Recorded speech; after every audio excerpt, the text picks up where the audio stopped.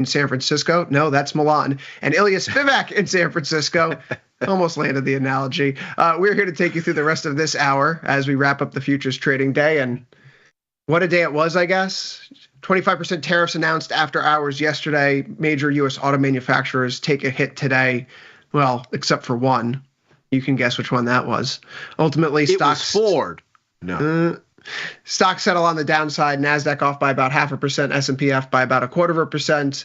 The big news, of course, comes in the metals market where copper reverses very sharply, but gold and silver continue to just run and run and run higher. Gold tops $3,100 an ounce for the first time ever in the futures market. We see silver topping, moving up to a new yearly high, pressing those 2024 highs. Beyond there, bonds trade heavy.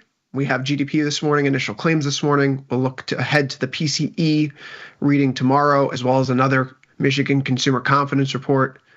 Guys, it was a messy day in these markets. Not even the dollar could get a bid after the tariff talk, and 25% auto tariffs went into effect, or at least signaled to go into effect on April 3rd. But Dylan, you are here grinding my gears, telling me that these tariffs won't go into place, and I'm too much of a wimp to make $100 bet with you, which, you know, that might be a fair characterization of our discussion. You want to make the bet right now? Yeah. $100, there's no tariffs by the end of next week. By the end of next week. End of next week is April 4th. 4th. It gets you Liberation Day. You own Liberation. Your long Liberation Day, my brother. Yeah, I think the tariffs are going into effect initially. And if they're walked back, they're what we walk back by April 4th. So you know what? Instead of $100, let's make it a muffin and a coffee at your favorite bakery the next time I see you. Well, the last place we went, Ganja Gyms, shut down. So I'll find something that is a little bit better for both of our palates. Maybe you'll come to Italy. Maybe you finally bring your Italian and you'll come home. That's what I'll do. You all are just trying to rip everything off from San Francisco. Well, where they have a fine baked good is in San Francisco. It's like they're Portola crowd. They've got a high quality baked good. I mean, it's a point of pride. We take our baked goods very seriously. We've heard. Okay. So you got your little bowl with the chowder. You got the bread bowl. All this anyway. Oh my God, so obsessive. I love it. Wraps it in a little tea towel. It's like, come on, man. Come on. Listen, it's pretty good, though. I'll tell you what, it's one of the best baked goods in the world. There are croissant wars in this city for who can Paris more.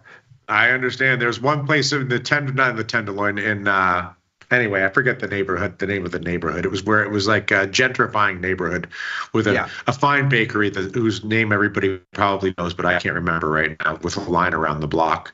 Oh, for sure. Just for a cinnamon You're probably thinking of Arsicle, and it's magical. Once there's a line around the block for a cinnamon bun, I think all of society is lost. It's just a cinnamon bun. What are we doing? What does it come to that we have to wait an hour for a cinnamon bun? Anyway, Chris is trying to run a proper financial program. I apologize. I'm really not. But the S&P 500 did close the gap here today. We closed last week at 57.20. We gap open higher on Sunday with the news that there wouldn't be auto or semiconductor tariffs. We trade higher at the start of the week. Surprise yesterday, tariffs are coming, and they're coming today.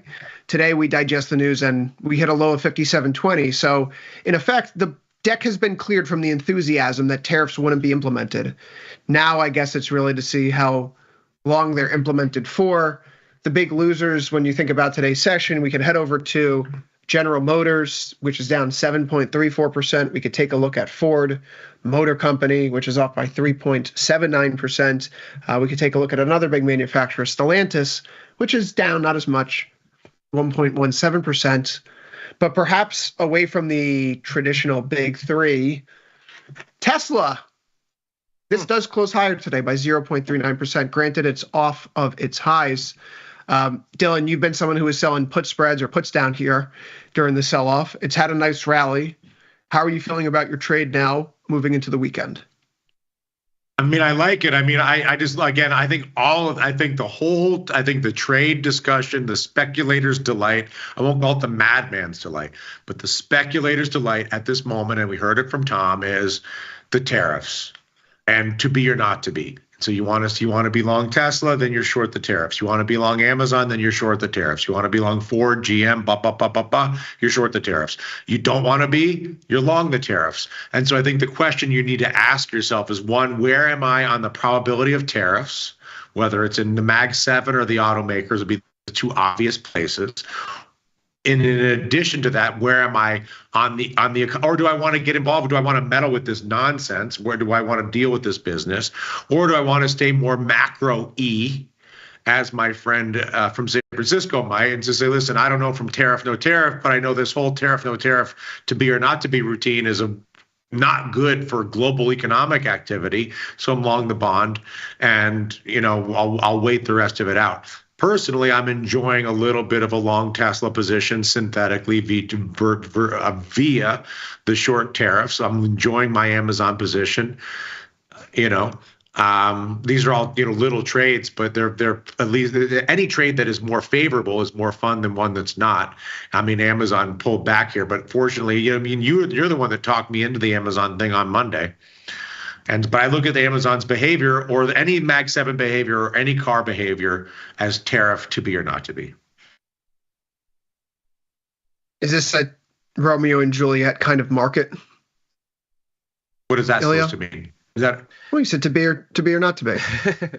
I mean, I think the issue that we find ourselves with now that we sort of see what's That's happened. not Romeo and Juliet. That's Hamlet. No wonder you're like, what the hell are you talking about, Chris? I'm like, I don't know. Different play. Feel free to correct me. I mean, if anything, I'm thinking more like in As You Like It terms, because it's a comedy and a farce more than anything else. But again, I digress. I look at what we've seen here in response to this latest tariff volley, and it seems like the market, again, it didn't like the news. Yeah, fine. But it didn't fall apart. The bonds didn't run away. The dollar didn't surge. And so you look at all of this and you go, yeah, they're looking for the Fed now. They've basically written these guys off. The market is not attempting a forcing function on fiscal policy. It's not saying, hey, we don't like this. Listen. They're just saying, you know what? These guys are going to do the things that we don't like. Okay, we know that now. And really what we need is the sweet, sweet, cheap money that the Fed is going to give us to ride all of this out. And that's a conversation about the PCE number to some extent, although I don't think it's going to be a terrible market mover. And really the jobs report, because what we heard from Powell last week was, we want to see all of this consternation in hard data, and then nobody be concerned, we're coming. We just don't want to get it wrong. And while it's in the soft data, we're fine-tuning our growth and inflation knobs. We don't know. We don't want to jump the wrong way. Probably shouldn't have used the word transitory in that spirit. But so it goes. The Fed is cautious. That makes sense. The Fed doesn't want to jump out the window on anything immediately. That makes sense. But they told the markets what they wanted to hear, which was, you're not crazy. We see the same survey data. We've also sat up in our seats, and we'll come and fix this with what we can do, or to the best of our ability, if it shows up in the hard data. Mm-hmm. There's no hard data really of strong potency, in my estimation, until NFP next week. And so you are basically in wait and see mode, and you get from the markets that they're not really caring so much about the tariff announcement, because they won't make a new low on it. They won't break down on it, either in the bonds or in stocks, because they're saying, look, yeah, we know, but the Fed's coming, so whatever. do your thing. What do you make of the action here in ZN and ZB today? It feels like the market is, as we're getting this first quarter data and it doesn't seem like recession's imminent, jobless claims are effectively in the middle of their 1 year, 2 year, 3 year range, right? Well, and the GDP number was a revision. So, I mean, that was kind of an afterthought, I think, already. We're trading a little heavy here, though. A little bit. Is the market challenging the Trump administration's desire to have lower yields, because it feels like yields are moving the opposite direction that they've been hoping they would move? Well, anytime they announce tariffs, right, what do we get? There's a wiggle in the bonds lower because the markets go, tariffs are inflationary. There's a wiggle in stocks lower because the markets go, this is bad for growth. Right. This was sort of what the Fed said when Powell was explaining their SEP revisions. They were asking, well, how much inflation is going to come from the tariffs? He's like, I don't know. But I can tell you that the reason we wrote our SEP this way is because historically, tariffs are something that's inflationary and something that's bad for growth. So since we know they're coming, we just don't know when, how, and to what extent. We're in the same boat as you all markets. But since we have a good sense that they're coming, we moved our forecasts within reasonable bounds, lower on growth, higher on inflation. And when the tariffs actually come and we see their works, then we will know if this particular instance of tariffs is like the history or isn't. And I think that's kind of the framework that the markets are operating on. Like these tariffs, at best, even the ones that are already in place, they've just occurred. It'll take some time for inventories to work through, for menu cost adjustments, as it were, if you're an economic nerd, as I am. And with that, you'll see sort of over months and quarters how much of a ripple effect they're having. But in the meantime, the operative playbook is more tariffs is inflation and less growth. So that's kind of what you see in markets today, be it bonds or stocks, but nothing runs away because, again, it seems like the markets are saying, yeah, but a Fed put is getting written.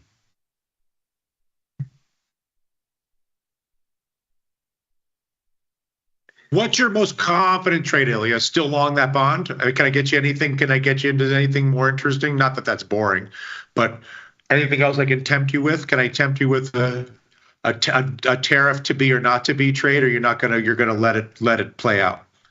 So yesterday I got a little bit short the euro because it looked like it was breaking down, and today I flipped it over. So it looked like what was an attempted breakout yesterday was maybe a false breakout, because today, especially if you look at, let's say, a 4-hour chart, you see the breakout is completely overturned, and then you get back into the range before it.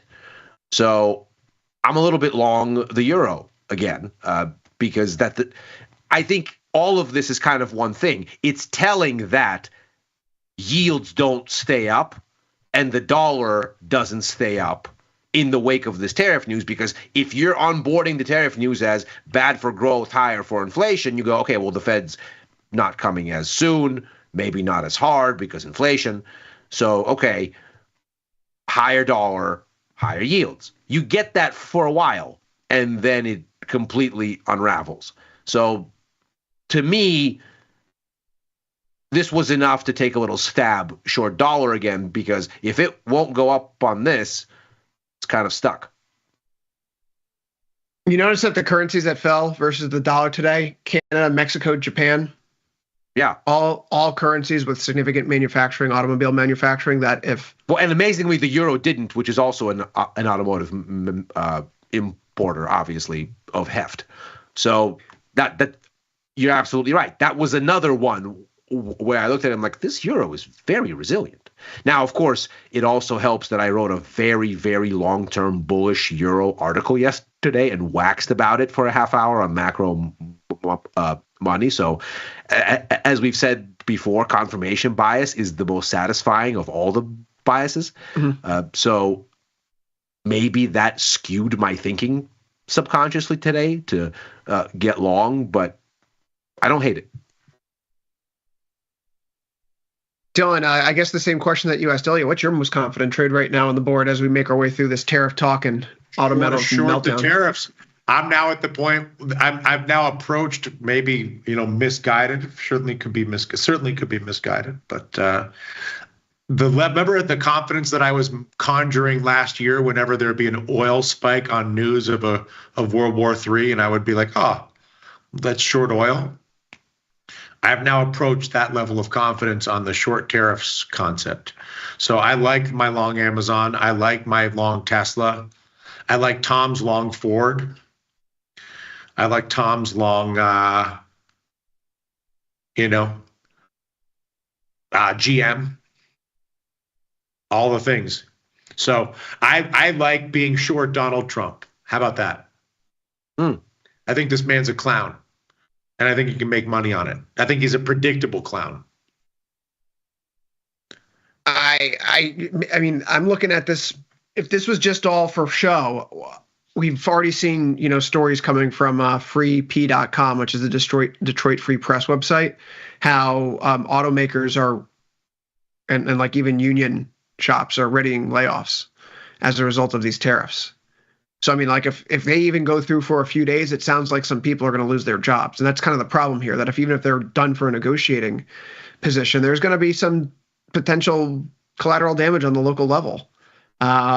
This is happening right now in the lumber industry here in the country, where China has been telling us that they can't accept imports of our lumber because they need to make sure it's properly fumigated. This is what you call a non-tariff barrier for those who are playing the home game. Yeah, like so China's not even playing the saying, home game.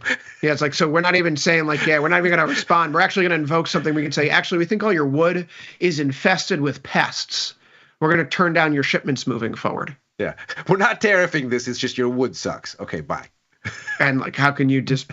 And so the China actually, there's a story going around right now. You can look it up. China asked then to turn around for these various loggers to get USDA certification that the wood that has been shipped that was already on the water, doesn't have any of these pests in it. And the Trump administration said, no, we're not playing your game. We're not going to certify these pieces of wood. And so China turned down this wood and it had to get rerouted to Vietnam. But Vietnam is now accepting all this lumber, and it has like 10 times the amount of lumber in its ports that it usually does. I have to find this link to the story, and I was looking to bring it up here on overtime, but I lost track of where I put the link. But things like that, right? There are disruptions to businesses, and if you're cutting wood and it can't land in a port, then what do you do with it, right? We can get off the forward chart here. NASDAQ, S&P, they all still show that technical damage from yesterday. You have those evening star candlestick clusters coming into play. Up against the 1 month moving averages, you get to close yesterday below your 1 week. There is continuation here after the gap opened lower. We cover the gap in the NASDAQ and then fade the rest of the session. Your biggest loser, semiconductors, SMH off 1.92% here, closely followed by telecoms off 1.11%. Gas energy is a touch weaker on the day as well. You also see XLK. So semiconductors, telecom, technology, regional banks, these are among your biggest losers for our Thursday here. On the flip side, I don't think it's going to surprise anyone, aside from some of the typical defensive names like an XLV Healthcare or an XLP Consumer Staples, which are up. GDXJ, the miners, are the ones that are your top of your leaderboard. GDXJ up 3.12%. The seniors, the regular miners, up 2.44%. So guys, let's take a gander into the part of the market where I'm feeling much better than I do when I'm talking about stocks right now. $3,100 an ounce, gentlemen. When does this stop? Felt like gold was meandering the past few days, and it's kind of pulling my hair out. How come this thing isn't going up? It feels like it should be going up. It finally does. Mm-hmm. Where does gold stop? Are we just checking benchmarks on the way to $4,000 an ounce at this point in time? We'll take a look at where it's landed here today. At least looking at sort of whether it closed or not,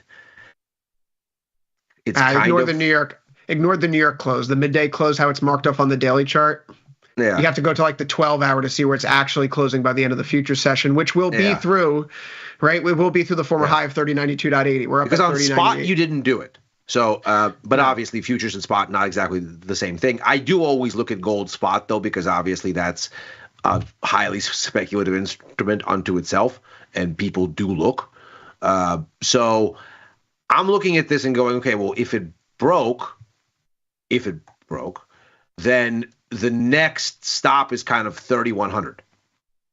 If you take a very sort of near term extrapolation of the move, if you want to look a little bit sort of broader, and it certainly shouldn't surprise you, Chris, I'm basically looking at fib extensions here because we're in no man's land.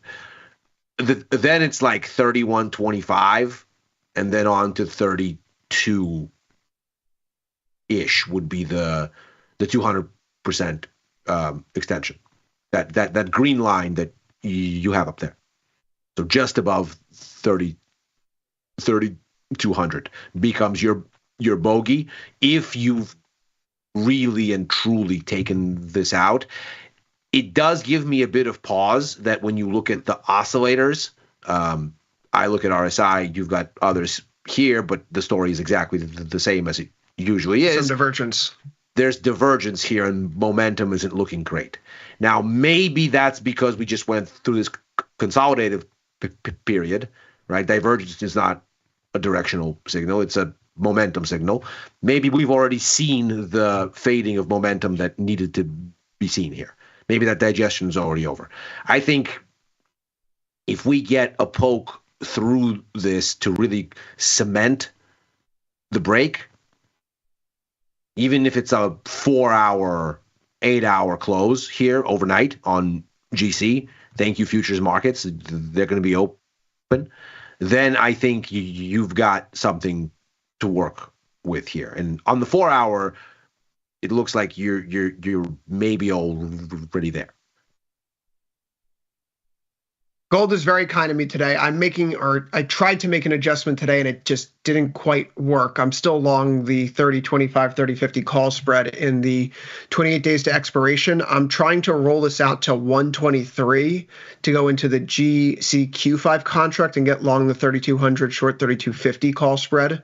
That was not successfully filled today, but I am looking to put in the pocket some of these gains now that we've moved up to a cycle high and we're within 1 week of the typical 21 days out cycle. So no reason to be greedy and wait another week. I can just simply move on from this and buy more duration. I do note the divergence though, which is why I still want to have long gold exposure. I'm willing to take a step back to $3,000 an ounce, but I'd still like to have a longer dated calls in there, particularly when they're this cheap. The IVR is 27.7. Same thing for silver. Silver today, I actually did execute a roll in the position. Now out of the SIK5 contract, now into the SIN5 contract, playing for now a return back to the 2024 highs. We did get that acceleration here, and I think confirmation that we're going to cross $36 an ounce. So I'm playing the long 36, short the 37 now. In the tastylive follow count at 61 days to expiration. So in the event that we continue this oscillating type of advance where we go up a bit and then down to a higher low and then up to a new higher high, I have the exposure to continue to just ride it through. I love the metals right now. They're all weather. So much narrative flexibility, Dylan. Narrative flexibility, I think, is the most important quality any asset can have. I mean, but I feel like a fool because I'm very comfortable being long silver because I have this idea in my brain that it has some industrial relevance, some macroeconomic relevance, something more than just being not the dollar, not crypto, something more than being some version of binary risk off because it has some supply chain relevance. And so I'm like, oh, I can buy silver. I can never convince myself to buy or sell, to do any. I've never bought, sold. I've never done anything neutral, long or short in gold because I can't. I can't walk myself into an opinion that has any resonance with me intellectually, and yet I'm happy to buy silver, which I suppose is more an insight into my psychology than anything having to do with trading. Because certainly, from looking at the charts at this moment, there's basically no difference. In fact, if you ask me, well, why is silver up so much? I'd be like, who knows? Risk off, dollar. They don't like the dollar. They don't like Bitcoin. I don't know. I found a funny Twitter account today. I think it's called Mr. Slammy. It's a guy who tweets every morning that he's going to slam gold and silver prices.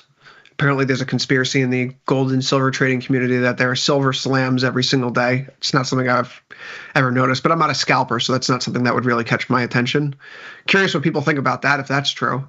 Also, a very odd Twitter account if you happen to come across it. So not a recommendation, but either way, though, this continues to build, right? Gold and silver, if it's Chinese central bank buying or central banks globally that are buying right now, I am concerned about the pullback in vol.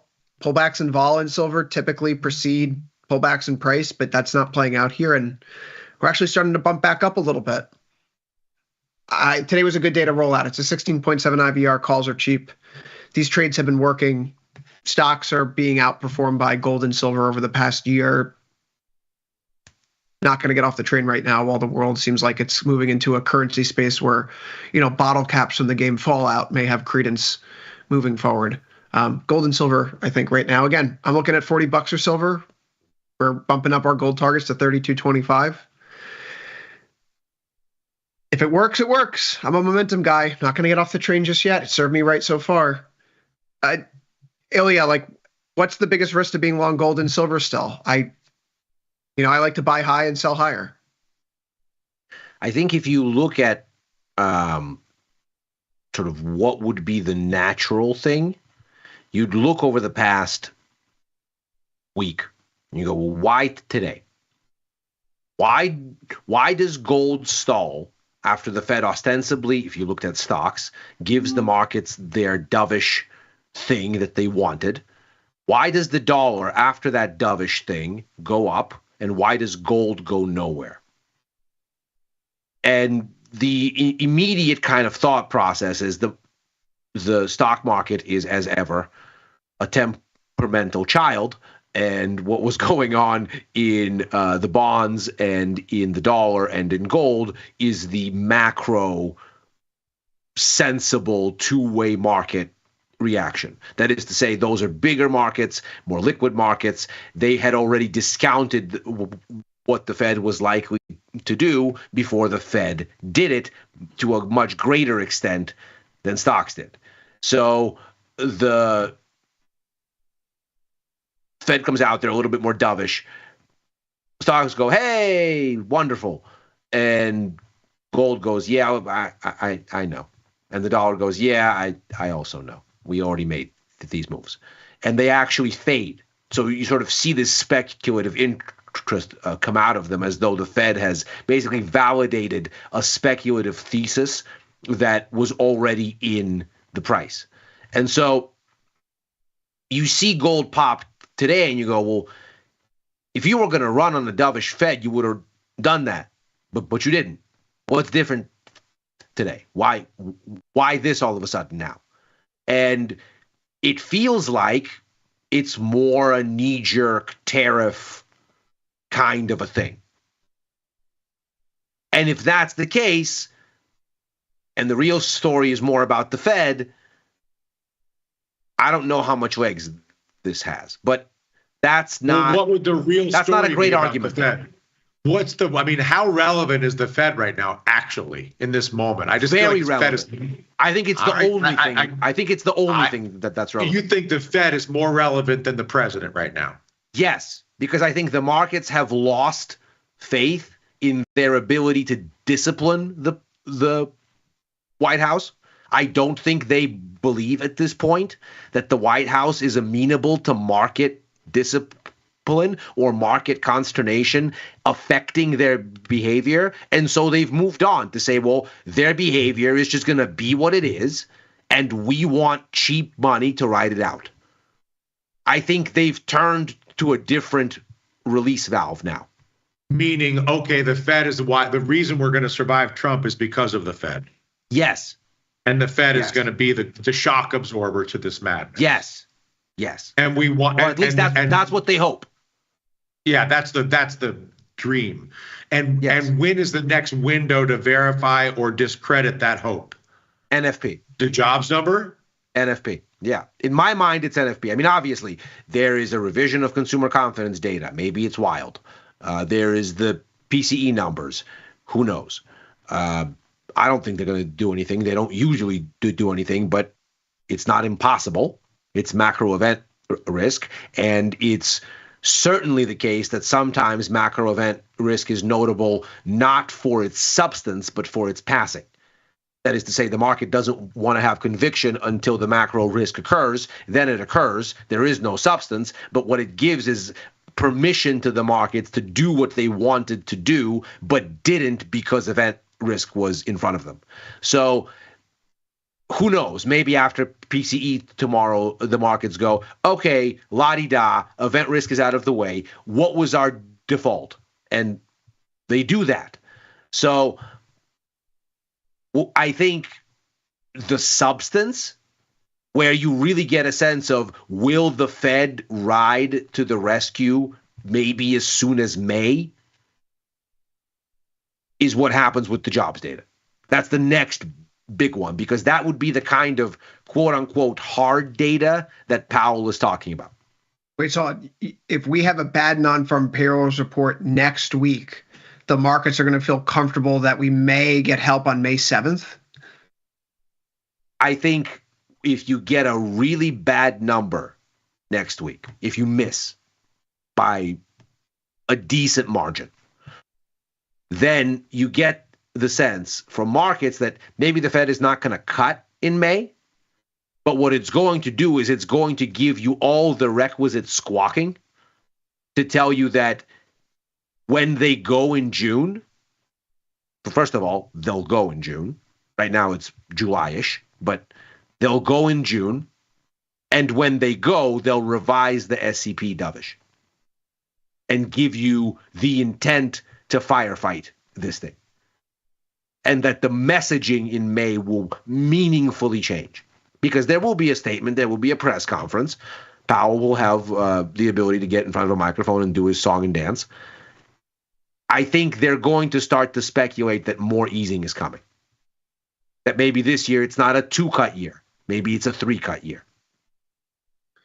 So playing with some modeling here from the Atlanta Fed's growth calculator, if the unemployment rate stays on hold at 4.1%, the economy needs to add 113,000 jobs. To get the unemployment rate to bump up to 4.2%, we'd have to lose 53,000 jobs.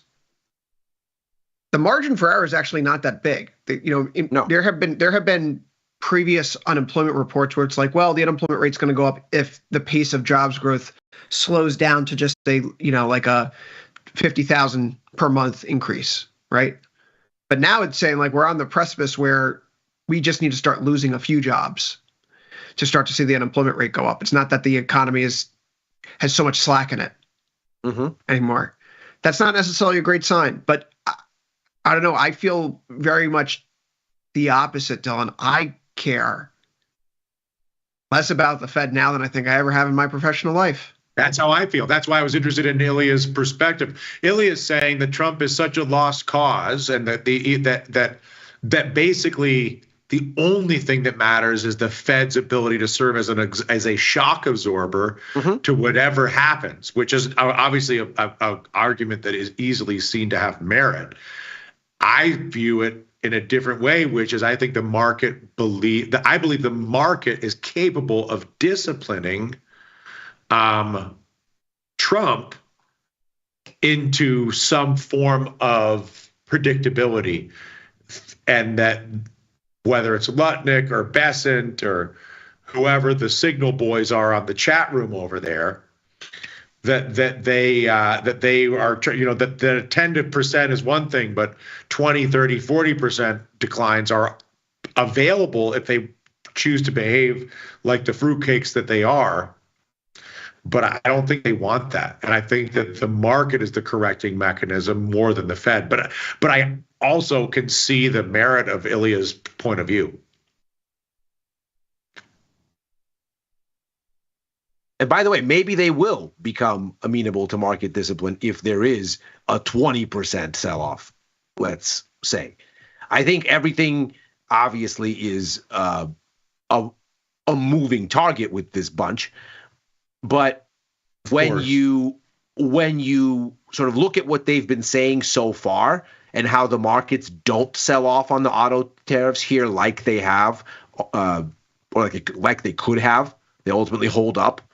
I think you listen to Bessent and he goes, yeah, we don't care. Economy needs to detoxify, blah, blah, blah, blah, blah. And then you get the same kind of vibes from Lutnick. You get the same thing from the president himself, who's like, you know what, stock market, this or that. There's a great study from The Economist suggesting that the way that the electorate has changed actually suggests that this particular version of Republican administration is much less amenable to the stock markets because their electorate is not made up nearly to the extent that it was in the past of stock owners. Interesting. I made the same point today with Westwater from a completely different point of view. Yeah. So The Economist did this really interesting study where they said, well, the new Republican coalition is made up of people who own far less stock, if any, than the new Democrat coalition. And the Republican coalition right now is working class to the degree that this is going to shock people. You look at the actual numbers, you go into a voter database. Yeah. Trump's coalition is the most diverse working class coalition since Obama's 2008 win. Yeah. On paper. And so, yeah. Do those people, does this group of people own a lot of stocks? No. And so if you're going to be a champion of the working class and they say, hey, did you see what's happened to the stock market today? You say, haven't even looked. Don't care. Doesn't matter to my voters. Don't care, but I can finance a car cheaper because interest rates are down.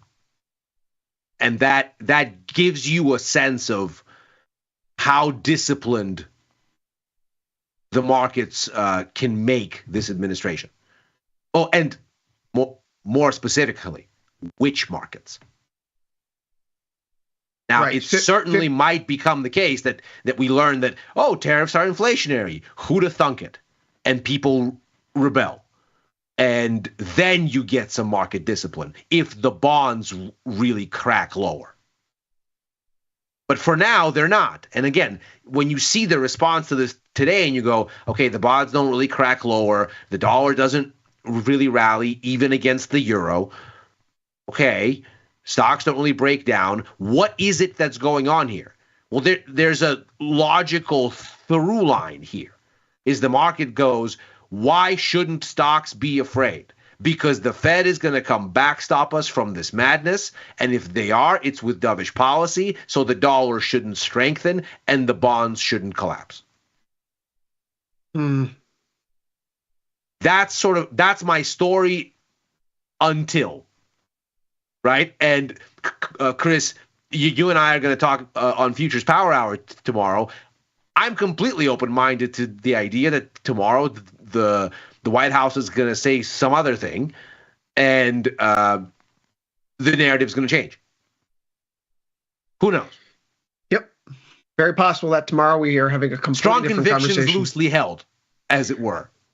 Matters more than ever. Right? Yes. As traders, we're not marry nothing. Marry nothing. Speed dating. Exclusively here. You know me not to be an erratic trader for over a decade now. I got short the euro yesterday and I flipped it over today. Very uncharacteristic for me, but you got to do what you got to do. I have to check the polls, but to your point, 54% of Americans have exposure to equity markets. There is 90% of financial assets are owned by like the top 10%, but moreover, given the voting demographics of the Trump coalition, you'd be actually looking something closer to like 47% of Trump voters own equities, so below the average nationwide. And again, like in terms of political messaging, that's actually incredible discipline to say that you're going to be the president for the working class. You're doing these tariffs. Have you seen what the tariffs are doing in the stock market? I don't care about the stock market. That's a rich man's game. Yeah. It's very powerful messaging, very consistent messaging there about what your principles and beliefs are, even if the tariffs are ultimately going to bring down jobs. I saw the UAW president, Sean Fine, was talking up the tariffs yesterday. I tweeted it side by side with a news article about how a UAW plant was laying off union workers because of the tariffs. Mm-hmm. So like, yeah, we may be bringing more automobile manufacturing jobs back to the country with this, but at least up front, the first reaction by corporations has been to say, nope, turn off the lights. Too expensive to do business here. Not worth it. We can produce this stuff elsewhere. And that's what was in the Dallas energy manufacturing survey that came out yesterday from the Dallas Every Fed. business in the world is trying to figure out a global strategy ex-US. That is not a speculative statement. It's a fact. Okay. Oh, yeah, I mean, so if you hear it from every corner. And now there are businesses that are not able to make a global sales strategy ex-USA because the USA is the world's biggest market. So President Trump and the American government are not incorrect in saying we have a lot of leverage. We're the world's biggest market. If you want to sell in the American market, you got to pay. However, when you combine the aggregate market value of everything on Earth minus the United States, it's not a bad way to run a business. And so there are many businesses, in fact, every business that is able to do it is already engaged in or is actively developing a global strategy ex-USA, because even if they're not under tariffs right now, they're aware that at any moment they could be tariffed. Mm-hmm.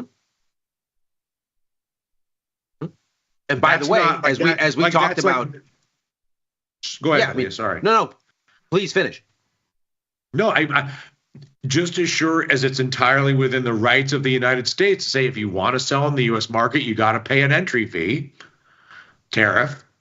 It's in the rights of every business on Earth to say, okay, is it worth it for us to pay the entry fee for the U.S. market, or is it more efficient for us to do a global sales strategy ex-USA and wait this out? And by the way, what a time to do such a thing when Europe is about to spend all kinds of money on defense and stop being so tight with finances, including in Germany, and now there's all this money about to swirl around. In fact, if you look at European bond markets, you notice break-even rates have bumped up, so inflation expectations are rising, and it's mostly happening for the 2 years. They expect the hit soon. They don't expect a big inflationary jump in 5 years' time, 10 years' time. It wiggled higher and then came back in. The 2 year, though, stayed up. They think the spending is coming now. That's one thing. And second, there is no way that this strategy isn't going to be disruptive for the simple reason that it doesn't make sense to flex your leverage against anybody who you don't do a ton of business with, i.e. not allies, not people in your orbit. You only have leverage with allies. You only have leverage with people you do a lot of business with. Otherwise, there's no leverage to say, I'm the biggest market. You better listen to what I'm saying. So there is no way that this approach isn't disruptive to things that the supply chain for American goods depends on. In fact, that's a feature. It's not a bug. Feature, not a bug. Which is why I believe the relative leverage of every business on Earth developing a non-U.S. growth strategy versus the United States demanding tariffs at this moment, I believe that at the very least that leverage nets out neutral to short-term negative for the U.S., and which is why I believe being short the tariffs is a good trade, because I don't think they're going to happen. And I don't think they're going to happen beyond some symbolic or theatrical way in keeping with the former host of The Apprentice, who's the president of the United States. Okay, but if they don't happen, right? Fired people in a theatrical way. You're fired from a TV show business that doesn't exist. You're tariffed from a fake president who doesn't really mean it. Like, it's all just a performance. Interestingly, Elise Stefanik was apparently fired today. So no, we not got fired, a little not bit fired. Not fired. Withdrawn.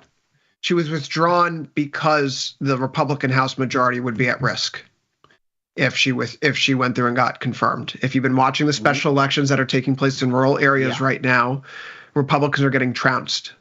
In Pennsylvania, this is the interesting thing. So do we have then discipline of some kind?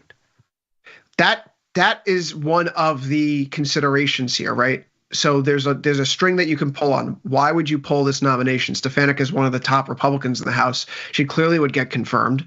The only reason why you would do so, being a New Yorker, this one was a layup, I thought. You're convinced that there is a risk of losing the seat. And when you only have a 3-seat margin, you can't afford a 2-seat swing, right? If Stefanik goes down, okay, now your margin's 2, and it goes to Democrats, now your margin's 1. So the fact that they pull her nomination for UN tells you that they're more concerned about their congressional majority. And this past week in Pennsylvania, what did we see? There was a Senate district in Pennsylvania that in 2024 was to the Republicans and Trump by 15 points. Democrats won it by 1.3. So that's a 16.3 point swing in the span of 6 months. And that kind of thing wakes you up. It's in the middle of rural Pennsylvania. It's in Pennsylvania.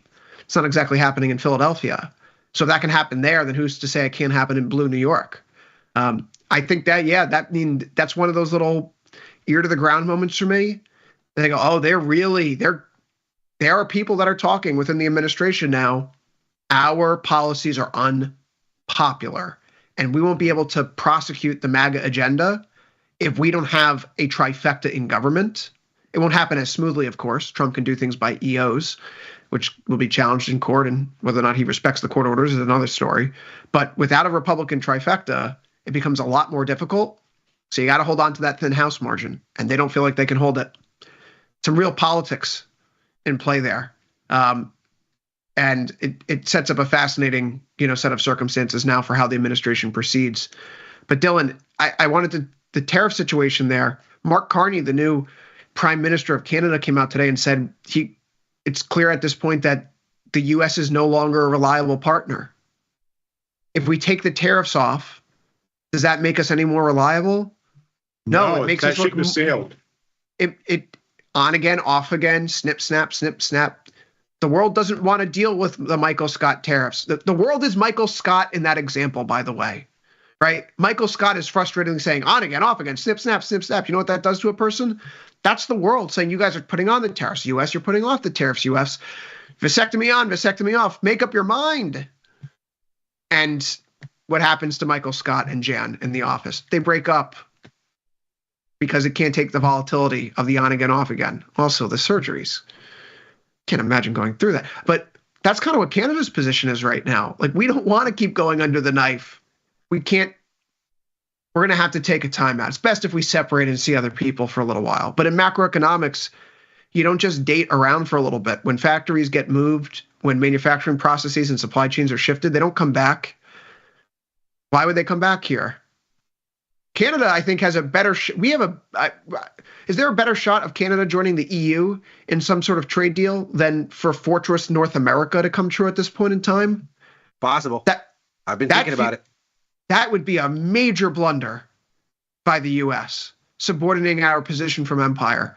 And I think by the way, they're having the conversations. This is not already happening.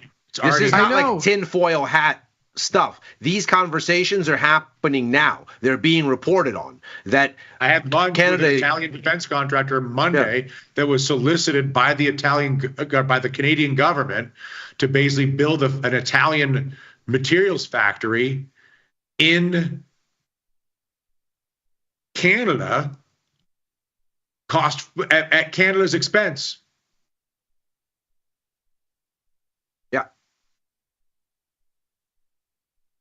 Yeah. And it's not long happening in my mind before South Korea, Japan start to look at all of these kind of ex-US, call it the TPP ex-US type of arrangements and go, yeah, we want in.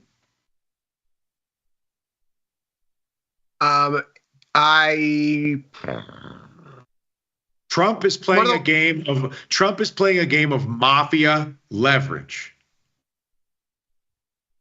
When you play mafia leverage, the other side whether it's the Japanese or the Canadians or the Germans or whoever, they also play the leverage game and they also have leverage. And to be clear, there are people in all of our allied countries that do not like being subordinate of the United States. They don't like considering themselves as like a little brother to the empire.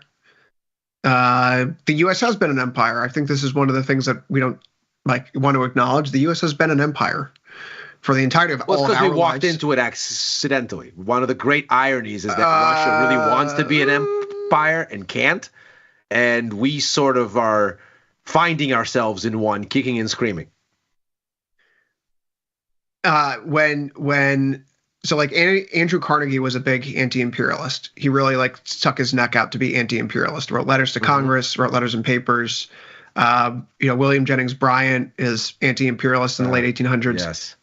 You get Theodore Roosevelt coming and he goes, actually, the empire is great. We are affording people freedom and liberty. Freedom and liberty from what? From violence.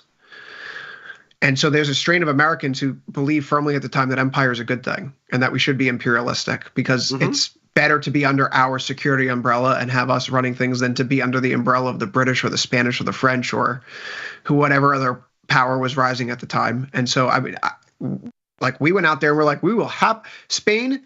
Here's $20 million. We will happily buy the Philippines from you. Spain's like, your problem now. All of that empire, though, is basically child's play because at that point, the U.S. is near third world backwater. We don't really get to doing empire building until essentially the consequences of World War II. And that, I would say, is a kind of magnanimous thing where we say we don't want territory, we don't want to occupy anything, but we write the rules and we run the shipping lanes. Everybody be cool. One thing that really bothers me here, if we're undoing the empire, Dylan, if you read history, how did living standards in the UK evolve after the Suez Crisis? Or how did living standards in Spain evolve after the 1900 defeat in the Spanish-American War? What about for the Dutch or the French or the USSR, Russia in the 1990s? How did Russia do after the USSR collapsed? I was there at the time. I can tell you it was not grand in the early 90s. Not grand at all. While stocks figure this out, gold and silver are having a good time. I'm going to sleep real easy tonight, given what's going on here. Unfortunately, overtime is out of time for today and this week, though.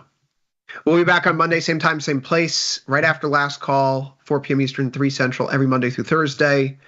For Dylan Radigan in Milan, Ilya Spivak in San Francisco, I've been Chris Vecchio in New York. Good luck trading. After this, of course, Ilya is back with Macro Money. Stick around after the break. See you there, everybody.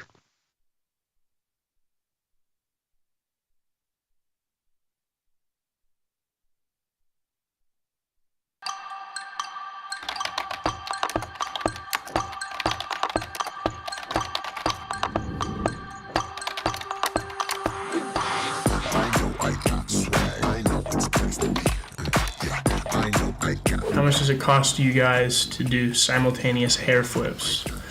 Years of practice.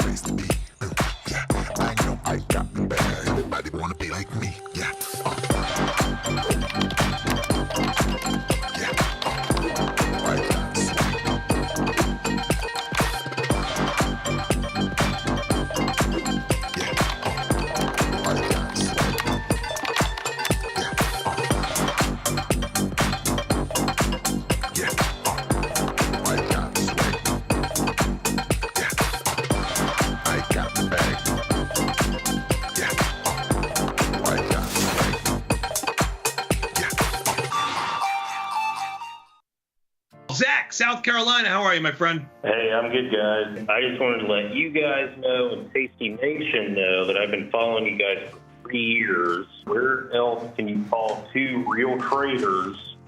They pick up the phone and answer your question. There's so many so-called traders out there that give you vague strategies and want you to buy their course to learn more, but you guys at Tasty put all your info out for free, and all you ask in return is for us to use your platform. Thanks as always for what you guys do. Love it, man. Thanks. Thank you, man. Thank you. I really appreciate it. Very kind word. Dear Cheapo Airlines, thank you so much for sending my luggage on a magical side quest instead of my planned destination. I am glad that I had the sustenance of the single pretzel I was served on board while I was waiting for my bag to arrive. Looking forward to your reply, because surely the response can't be as delayed as long as my flight was. Warm regards, Bettina. Sometimes it feels good to get smart. Get even smarter with live trading insights and some live taunting. Every day I do God's work here. From the smart mouths at Tastylive. If you missed the live show, here's our cherry on top weekly recap.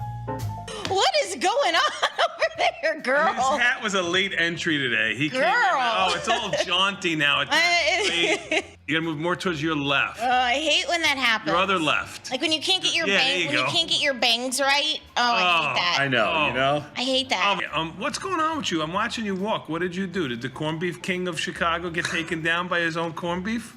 Looks like it. Is that what happened? Looks like. You gave yourself the gout, so you use your phone to take a picture. Like if the print on like a bottle or package is too small, if you take a picture of it, you can make it bigger. Yeah, I do that all the time. Do that. My eyesight is perfect. We literally tweeted a photo of you out this morning. Put that photo up. He's so for real right now. Oh my God.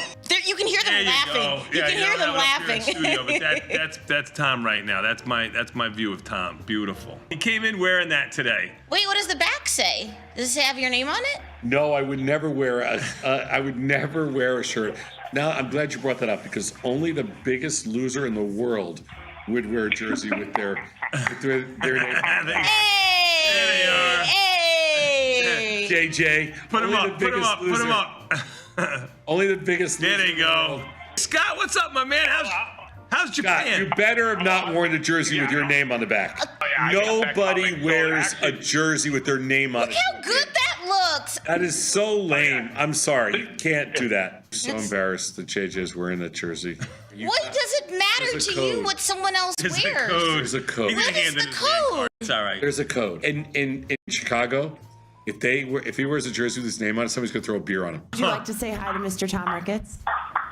We're having an argument on air right now, and you got to put it to bed for us. JJ's wearing a jersey with his name on the back, and we're arguing whether or not, according to the guy code, you can wear a jersey to a game with your name on the back if you're not a player. Mr. Ricketts, sir, my argument was that these beautifully crafted jerseys were a gift from your organization and that it is an honor to wear the jersey with your name on it. And my argument is no guy in the world should wear a jersey with their name on it and not expect to have a beer. And I'm trying not expect to have a beer thrown on them. I'm trying to stay out of it so I get one of those jerseys one day. I think it's okay. Yeah! I've gotten jerseys. I think it's okay. If you're a big Cubs fan and you go to a lot of Cubs games, having a jersey with your name on it is 100% fine. There you go. Did you see Ricketts after we talked to him? Yeah. We asked him if he thought it was okay if you wore a jersey with your name on it. I did see that. He said he would never do it, but, you know. No, he did not. He said yes. I think it's okay. Yeah! Okay, revisionist history. It's recorded. I saw it. Get the full scoop by checking out the archives at tastylive.com. So, Tom, what is your definition of underwater? The futures close 15 minutes after the cash markets close. So underwater means when the futures close under fair value, under the cash price. If you're selling in the hole, what are you doing? Oh man, if you're selling lower and then all of a sudden the stock goes higher and you start rolling up puts, you're getting double whammied.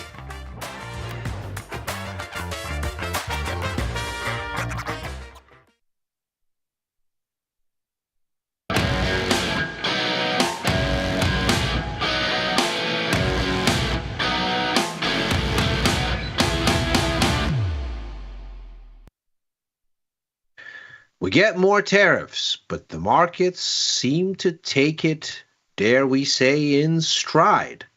What does that mean, and where are we going from here if this is what's happening? That's what we're going to try to unpick here as we look down the barrel of another bit of macro event risk.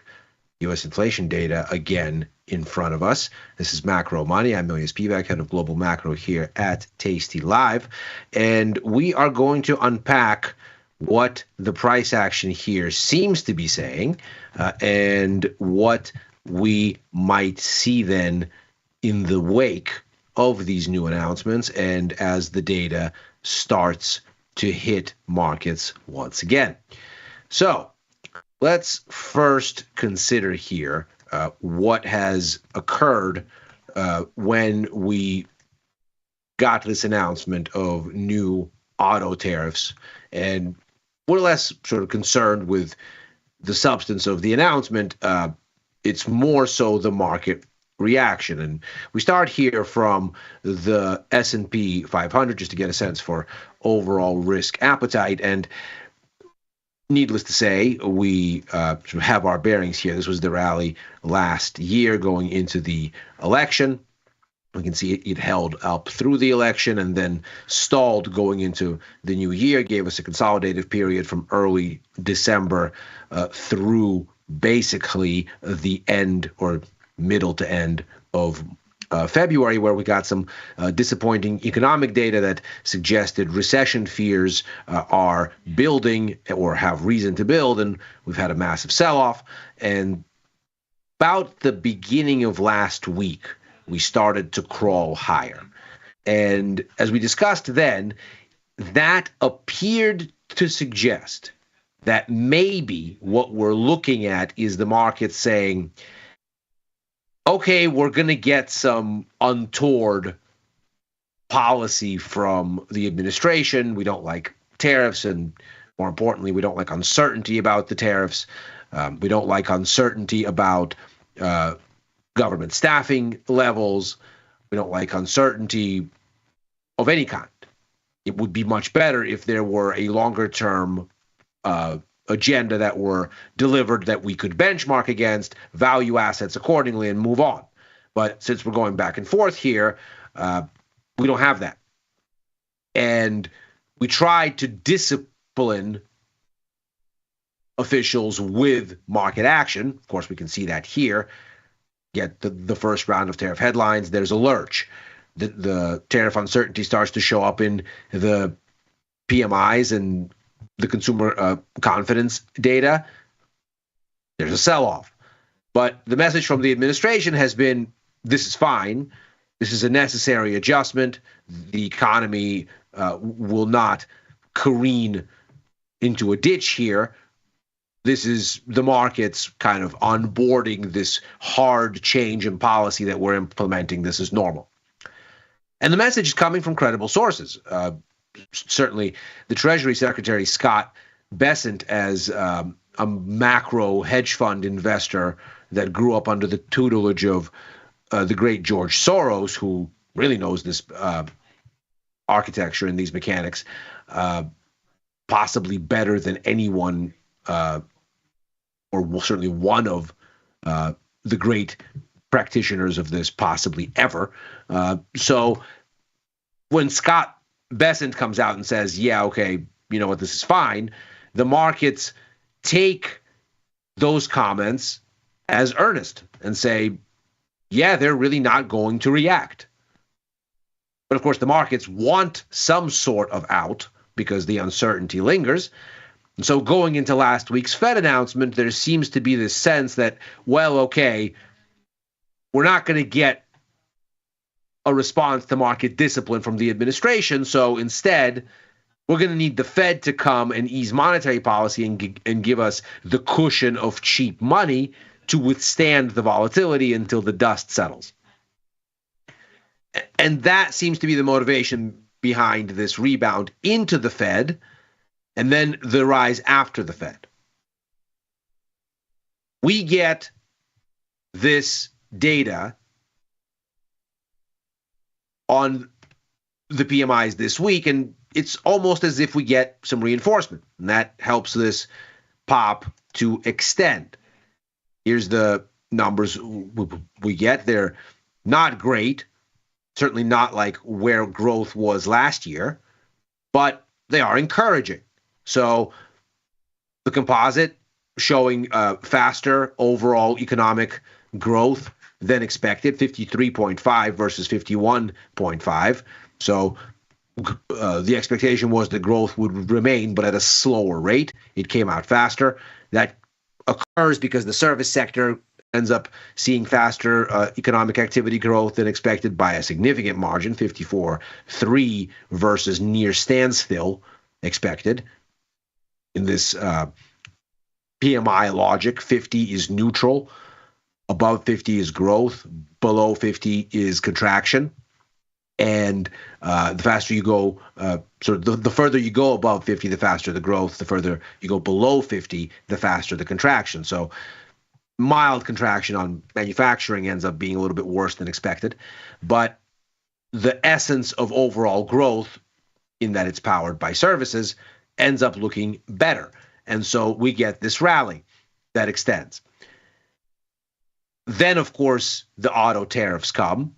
The whispers of them appear during market hours yesterday. They don't get confirmed until after, but there is a sell-off on those grounds. That makes sense.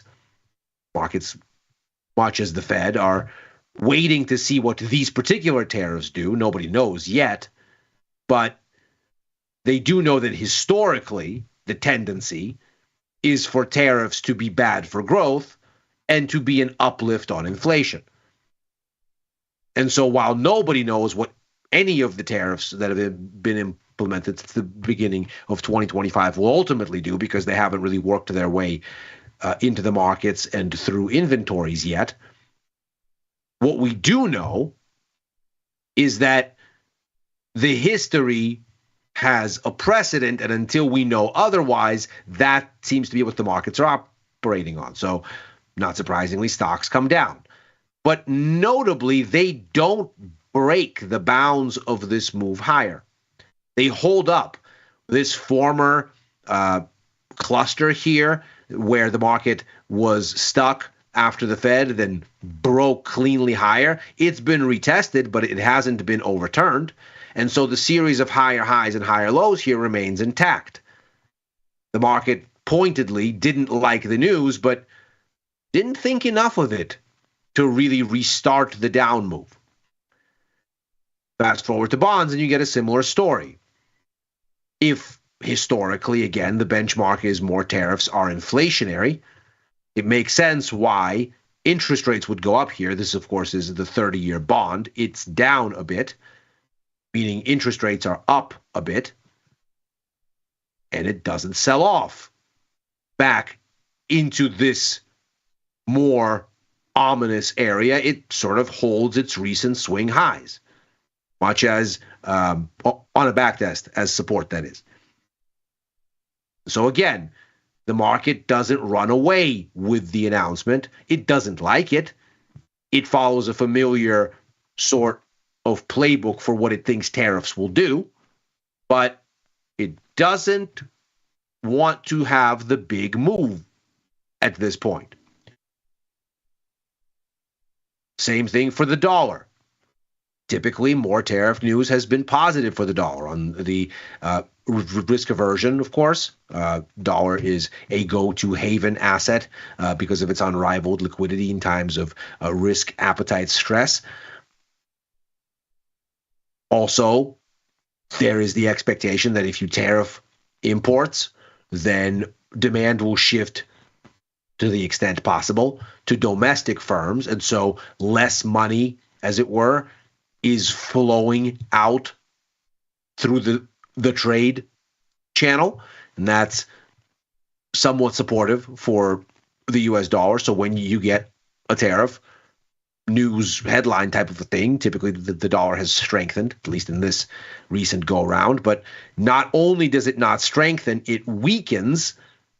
And even so against the euro, considering that the auto tariffs hit specifically at countries and regions that export a lot of cars to the U.S., and of course Europe is very much on that list. Just list all your German automakers and you can see why. So the markets have a curious response. They don't buy dollars. They don't crash the bonds and run up interest rates in a very dramatic way. And stocks manage to hold up. It is as if there is reinforcement of this idea that if the White House is not going to respond to market discipline, then everything's okay and can be weathered as long as the Fed does, as long as the Fed comes and rescues everybody. And the message from the Fed was, of course, we see what you see. We commiserate with your concerns about this uncertainty. We don't see signs of economic weakness in hard data, though we also see the survey data that you see. So we know the concern. We've sat up in our seat, as it were. We see that there's been a clear level change in U.S. economic growth dynamics, looking at the survey data from here, all of the second half of last year, to here, essentially the lower part of the kind of post-COVID settling range here. So if we see it in the hard data, the Fed says, we will act. Therein is the focus going forward. We can see that in the wake of the Fed, the markets have basically aligned with its policy prognostications. So if we look at what is currently baked in, the markets see 92 basis points in rate cuts between now and the end of next year. They're narrowly expecting more of them to be front-loaded, 60 basis points on the menu for this year. So full 2 cuts and a little bit less than a 50-50 shot at a third one. And next year, 33 basis points, so at least 1 cut with about a 50-50 shot for a second. All in, that's about 100 basis points, 92 specifically, but almost 100. So 3 cuts erring on 4 that are currently baked in. And we can see the markets have been relatively steady in that through the run-up into the Fed and thereafter. And, of course, that lines up with what the Fed's expectations have been. As we just said, they too don't know what this particular round of tariffs, those instituted so far in 2025 and still coming, will do, but they do know what the history is. And so in the last adjustment, we get lower GDP growth expectations, higher inflation expectations, but the path of rates remains unchanged, as though the Fed is saying, well, we have to do this for the forecast because all we have is the look back. We don't know exactly, but on policy, we're going to have to wait for the hard data and then we'll see. But as we can see, from 4.4 to 3.9 this year, that's 50 basis points. And then for next year, from 3.9 to 3.4, that's another 50 basis points. So 100 basis points for the Fed, 92 for markets. Take away liquidity considerations and speculative fuzz, and this is basically alignment. So now the key question operating in markets is, will the Fed in fact ride to the rescue? And that, of course, then becomes a question of monitoring this quote-unquote hard data. And the first inflection point here, near term, is this. This comes at us over the next 24 hours here. This is the U.S.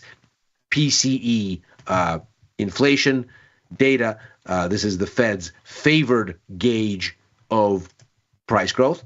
And so, needless to say, an important consideration for the markets. And so it will be very interesting to see if, in fact, what we are going to see here is going to be some sort of a reflection of what the markets think the Fed might do. And this is then really where the rubber meets the road for markets. Because one thing that, of course, we know about the PCE numbers is the market is generally pretty good at benchmarking them once we have the data from the CPI and the PCE releases that come, or the PPI rather, releases that come out with the same sort of period but are released earlier. And of course, we've had those releases already. So now markets ostensibly have what they need to construct a pretty significant and accurate forecast of what this data might look like. And this is then, from a speculative kind of perspective, the key question here. Does whatever come out in this release have the ability to really move markets if it's not going to surprise very much? And therein, you sort of get the duality of economic data. On the one hand, of course, it can be significant for its substance. Data comes out, it's a little bit different than expected. Things change. Markets have to reprice for different expectations. And so we can see here the expectation isn't really a meaningfully a dramatic one. 2.7% on the core is a little bit of a wiggle within a familiar range. 2.5% at the headline is unchanged. Doesn't look like we'll get much substance if these forecasts hold. Then, of course, the question becomes, okay, well, if the forecasts hold, if the data is not controversial, might it still be market moving? And the answer is yes, if the markets already have a default in mind and they're just waiting to get to the other side of the event risk.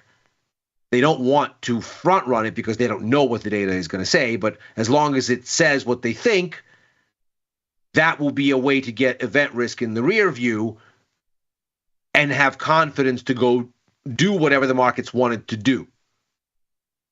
Just now with event risk out of their way.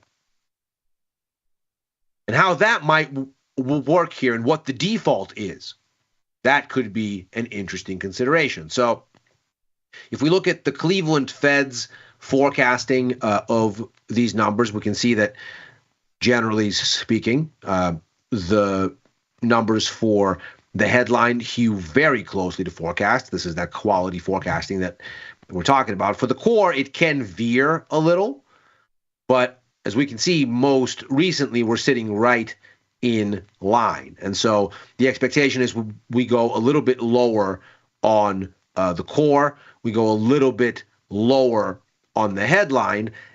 That's a little bit clashing with expectations for the core.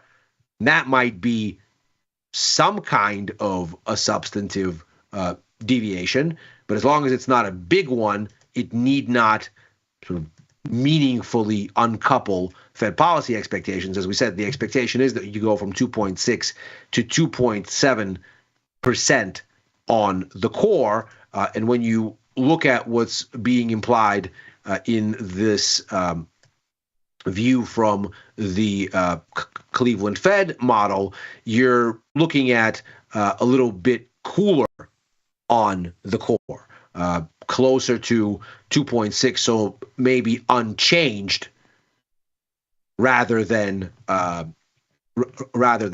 And for headline, the forecast is 2.4, not 2.5. So again, a little bit lower. We'll see if that's the kind of surprise we get here and what the markets make of it. If it's a really dramatic surprise, then of course recession risks come back because that implies some sort of a deeper concern about the economy. But if it's a modest surprise, much as we saw with the CPI report, well then the economy is creaking along, but the Fed is more likely to ease. That's good news. This is what we saw from the CPI report, where the core was a little bit lighter than expected, 3.1 versus 3.2. The headline was a little bit lighter than expected. And of course, that was the beginning of the markets looking at their anticipation for the Fed and say, okay, we can start to come up off this bottom a little bit because the Fed is going to look at these CPI numbers and help us. If the PCE does something along those same lines, then that becomes a sort of reflection of the default. If we consider the annualized dynamics here, which is what the Fed looks at very closely, we can see that we've basically started to inch a little bit lower on the 3-month annualized rate, but the 6-month is still looking a bit elevated. So from a near-term dynamics perspective, as long as you don't upset the apple cart and you come in a little bit, but not a lot, you start to get the sense that, okay, the markets are going to look at this as benign disinflation, not hair on fire, the economy is falling apart, decline in price impulse. And so that could be something that's sustainable here for risk sentiment. That same CPI report, though, did have a little bit of an interesting nuance, and this might be some of the hard data that the Fed is looking at. If we look at what happened with the CPI data, we can see that it's certainly declined, both at the headline and core, but not because of anything in goods or not because of anything in food, and the contribution from energy was negative, but relatively small. This, however, is very interesting indeed, because it suggests that most of the disinflation we saw came from the same place where most economic growth is coming from, and implying a weakening demand pull impulse on prices. That is to say, if the core services sector is weakening such that there is less upward pressure on prices in that sector because less demand, so less competition for supply, so weaker increase in prices, well, then that's exactly the hard data that you'd want to see to tell you the economy is beginning to roll over. Why is core services so important? Well, that shouldn't be that much of a surprise. Again, look at what's driving growth here. The composite index that tracks the overall economy is following services. Manufacturing is kind of over here by itself. And that's because the overwhelming majority of U.S. economic growth is generated through services. The overwhelming share of employment is in services. And of course, most inflation then is in services.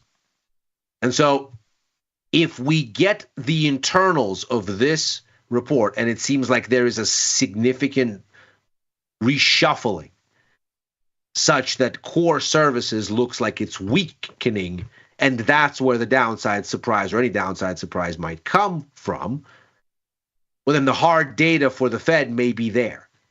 And if it's a really significant adjustment, then we go back to recession fears, and this is bad for risk. But as long as it's tolerable and it beckons the Fed into action without really raising alarm bells about the economy beyond where they already are, and it sort of echoes this, then you start going down the major assets and get the sense that going into the U.S. jobs report next week, the sense might be, oh, the Fed is going to ride to the rescue. And indeed, that might explain why stocks might bounce, having held here, why bonds might bounce and interest rates come in, having held here, and why the dollar, which has already started to weaken, may actually see more of that and at least come into this area on the euro as a more dovish Fed expectation moves through the market. And that is macro money for today. As ever, We are here Monday through Thursday, right after Overtime, a show I co-host with Dylan Radigan and Chris Vecchio, looking at the Wall Street close and where things may go therefrom. I am likewise on with Chris tomorrow, as I am every Friday for Futures Power Hour. Back with Victor Jones and Tom for First Call on Sundays. That's coming up at Market Open next week.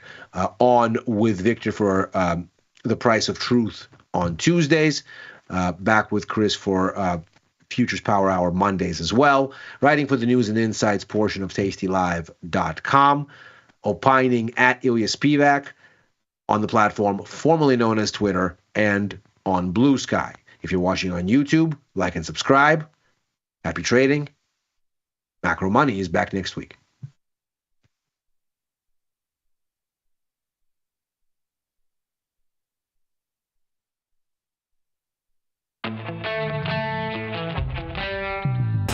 In the world of investing, a beast lurks between the numbers. Some watch from the safety of the sidelines, but others saddle up and ride that one-ton rowdy ribeye for all he's got. If that's you, join us on Tasty Trade, named best online broker for options trading. Genius loves company. You can get up to $4,000 when you open and fund a new account with Tasty Trade. That's 4,000 buckaroos, 4,000 bills, or clams, 4,000 in dough or cheddar, not the cheesy kind. 4 large, 4K, $4,000, which is no small thing. Open and fund a new Tasty Trade account and get on the platform for traders who just want to trade. And did we mention a bonus of up to 4,000 smackaroos? Tasty Trade. Make your move. We built Tasty Trade for today's traders. See it, click it, trade it. Customized charts with hundreds of indicators. Actually see your potential profit and loss. Quickly roll to the next expiration.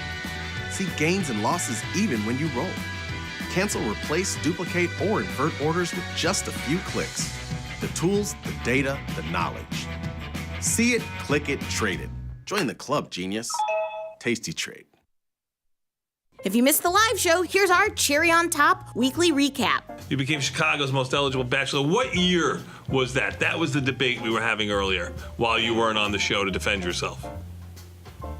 1988.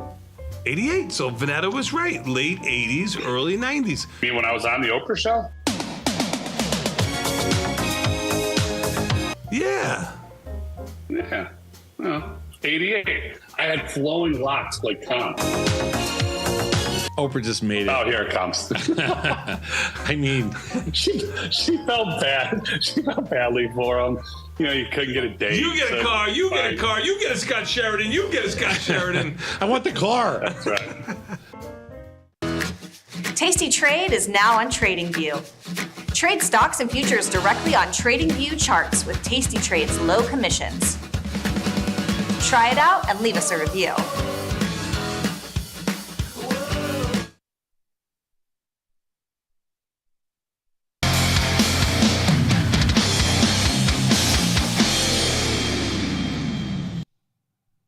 What is going on, and welcome back to another segment. Today's Thursday, one more trading day of the week, but we're back with Gus. Gus, how we doing? I'm doing good. I must admit I'm a little bit stressed out right now. I have a flight after this stream. I'm going to the airport, and they moved it up 40 minutes. I didn't know they were allowed to do that, but it sort of messes with my scheduling a wee bit that I had so carefully planned. So that's 40 less minutes that I have, but I still should be able to make it without issue. In other news, someone has moved a Tony dressed as Waldo, cardboard cutout, very life size, into this room with me, and so I got Waldo Tony staring at me while I do this. I like it. So it's a fun one. It's been an eventful day. Nice. Well, on the bright side, I like that jacket, by the way. Thank you. I peeped that. That's pretty dope. Yep. Yeah, moving the flutter. I just Googled it over here. Apparently they can do that. That's never happened to me. And that's unfortunate. When it comes down to flying, traveling, and you're so meticulous with the timing and the schedule. I didn't know they would do that. So I hope everything works out on your end. Yeah, still should be fine. Hoping for light traffic on the 55. I'm flying out of Midway, not O'Hare, so that should help with security and overall stress of the operation. Slightly smaller airport, so yeah. We'll see. But I'm optimistic. They're not. I hear they're definitely not pushing flights up at what is the other one? O'Hare, yeah. They only push flights back at O'Hare. They only push flights back. No, what's going on, everybody? Thanks for joining us today. Gus and I wanted to get into a little tour to market and then also building a custom watch list specifically labeled risk reward. What we were previously talking about earlier, Gus, why are we making a watch list called risk reward? We got something coming. We're making a watch list called risk and reward because the whole show is about to be called risk and reward. We're doing a full rebrand, which is going to be here hopefully Tuesday. I'm going to say hopefully because I'm not involved with the moving parts on the graphics side, so I don't want to put anybody on too tight of a timeline. But hopefully Tuesday we're going to be rolling out a full rebrand, and we will have our own show. You guys will no longer have to see Julia straight into me. I know how disappointing that can be. So it's we're very excited, and we and you, the audience, along with us, are going to build a risk and reward specific watch list. So all of you hanging out here today, you get to be a part of history. You're gonna be looking at this watch list every time we stream for a little while. So it should be a fun one. Yeah, definitely. And then when we get into that watch list, bro, Tesla has been the talk of the town. I think that's what has been carrying most conversations lately. And then even just looking back to what people were previously talking about on the other segments today, Elon Musk, tariffs, Trump, and companies that build vehicles. That's like the talk of the town. So maybe we've got to throw Tesla in on that watch list. But before we do that, we'll check out some of the positions. Another volatile day in the market. These are the few that we have on, Gus. You know, it was only right I got on DraftKings. I'm being told by chat. Right. I'm being told by chat that the cutout is named Flat Tony. My apologies, everybody, for it's a play on Flat Stanley, not Where's Waldo. Issue. I would like to issue a correction, retraction. If you guys want me to cry, I will. Just let me know. But yeah, my bad. Sorry. I do know the cutout you're talking about. You said the cutout was running around, or what happened to the cutout? It's just gotten moved in here. Yeah, it's just Tony's just staring at me is all it is. So yeah. I got the spirit of Tony guiding me along this stream here. I think Flat Stanley was one of the first like stories as a kid I think I learned about and was reading. Flat Stanley. Flat Stanley was fire. Yeah. Our second grade teacher actually made us make and then mail off Flat Stanleys to it could be a relative or just anybody you really? chose. They were supposed to like write a note and send it back. And I sent mine to then Bengals quarterback Carson Palmer. He didn't get back to me, so Carson Palmer can. I thought you were gonna say you got back to me. I was like, no way. No, he didn't get back to me on my Flat Stanley, and then he was mean on his way out of Cincinnati. That is proof though. You've been a Bengals fan for some time. It's because true. That did throw me off last time when we were talking, and you just brought up a story from second grade. So yeah, I got receipts. I got you. But yeah, no, DraftKings, it was only right? I know you were checking out March Madness. I think it was last weekend. I know you said that went pretty well. That was really dope. But it was only right to get on DraftKings. I know even the CEO of DraftKings was out on CNBC and other headlines talking about their app, because we know speculation goes crazy, especially during this time in March. So I wanted to take part in that volatility a little bit. There are a few different underlyings I could have went through, but I ended up going to DraftKings, sold a naked put on it, right? It was a cheaper underlying, so I was like, you know what? We'll sell a naked put. Didn't cost too much. It was $1.90 or it was $1.84. So I'm gonna have to be a little bit more on top of this position in terms of managing it and just keeping my eye on the volatility with DraftKings. But we haven't seen anything too crazy yet. I don't know what's really going to get this thing moving, but March Madness is upon us. Any thoughts on any of those underlyings in that industry and just March Madness as a whole, Gus? Yeah, I got two resources I can point anybody to who wants to hear more about this. This week's edition of Luckbox is primarily centered around the gambling sector, and there are good pieces on DraftKings, Caesars, Flutter, whatever you so desire. Flutter being FanDuel's parent company. And I also posted a number of TikToks last week detailing March Madness and how it affects the gambling sector. And the truth is that your sentiment is correct. These companies do generally see their biggest increases in Q1 each year, and that's because the Super Bowl and March Madness both happen in that same quarter. So yeah, wagering volumes are going to be high. I would expect a good upcoming earnings. I don't think theirs is until next month or something like that. But bullish on the sector in general. I mean, like I've said before, if something is not legal in all 50 states and probably will be legal in all 50 states pretty soon, it's free growth. So macro, I like it. And micro, I think I like it too. I wouldn't be surprised to see some kind of sentiment run up begin to form even as early as like 2 weeks before that earnings call starts to go down, because everybody and their mom knows that the gambling revenue is going up right now. So yeah, I think that should be something that you're able to bring home. What is what is the hype about with these speculative stocks and apps, right? There's always some game going on. There's always a sports game going on. Depending on the season, it might change what sport is going on. But March Madness, is it the, what is the hype in terms of speculation for March Madness? Is it the brackets, the fun around the speculation with things like DraftKings, or is it just the frequency of speculation that you can have and then the relevant of that specific tournament? What is it? Yeah, I think the volumes are a big part of it in general. It's just it consolidates on opening weekend. I believe it's 48 games into a 3 or 4 day window.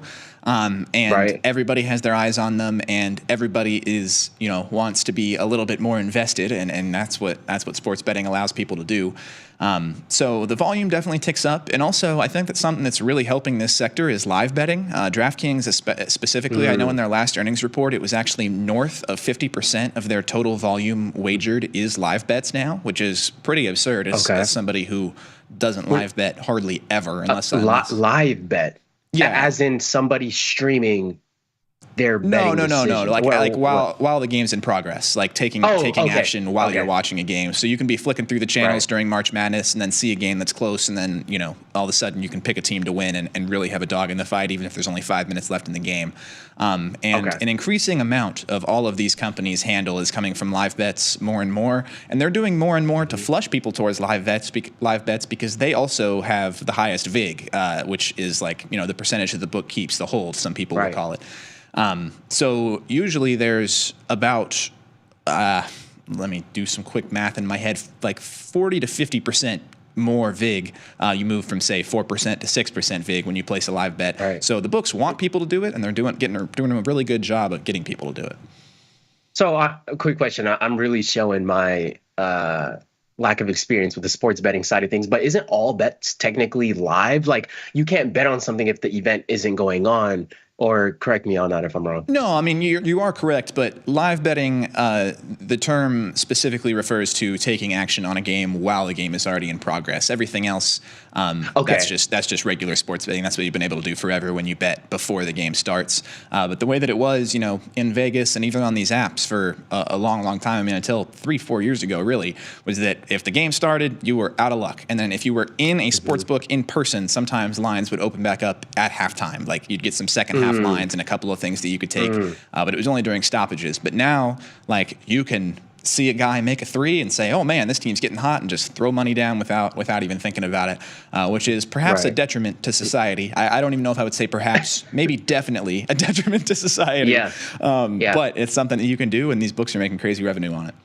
One thing that I think is really funny is how in tune a lot of these athletes are, whether it's the NFL, MLB, basketball, or even the college students, the college athletes right now. I think it's really interesting how they're very in tune to the fact that people are betting on their performance for the night. And I'm sure they keep up with it. I'm sure they see all the chatter online, but there's such a dramatic shift of just the sports betting element, and then just the players just being involved with that and knowing what's going on. It's just a different type of environment I don't think we've ever seen when it comes down to sports betting, and people knowing that, I know people want me to drop X amount tonight, and I know people are going to be upset if I come up short tonight, and then they get even more backlash and more critical of their performance because of the sports betting arena now. Yeah, and you make a great point in terms of how betting is starting to seep more and more into how sports are played in general and viewed and everything about it. And I would add that these sports leagues love all of this, because when you have money on the game or you throw down a live wager in the middle of the game, you're going to keep watching it, and those eyeballs help all of these leagues, and that's why they're so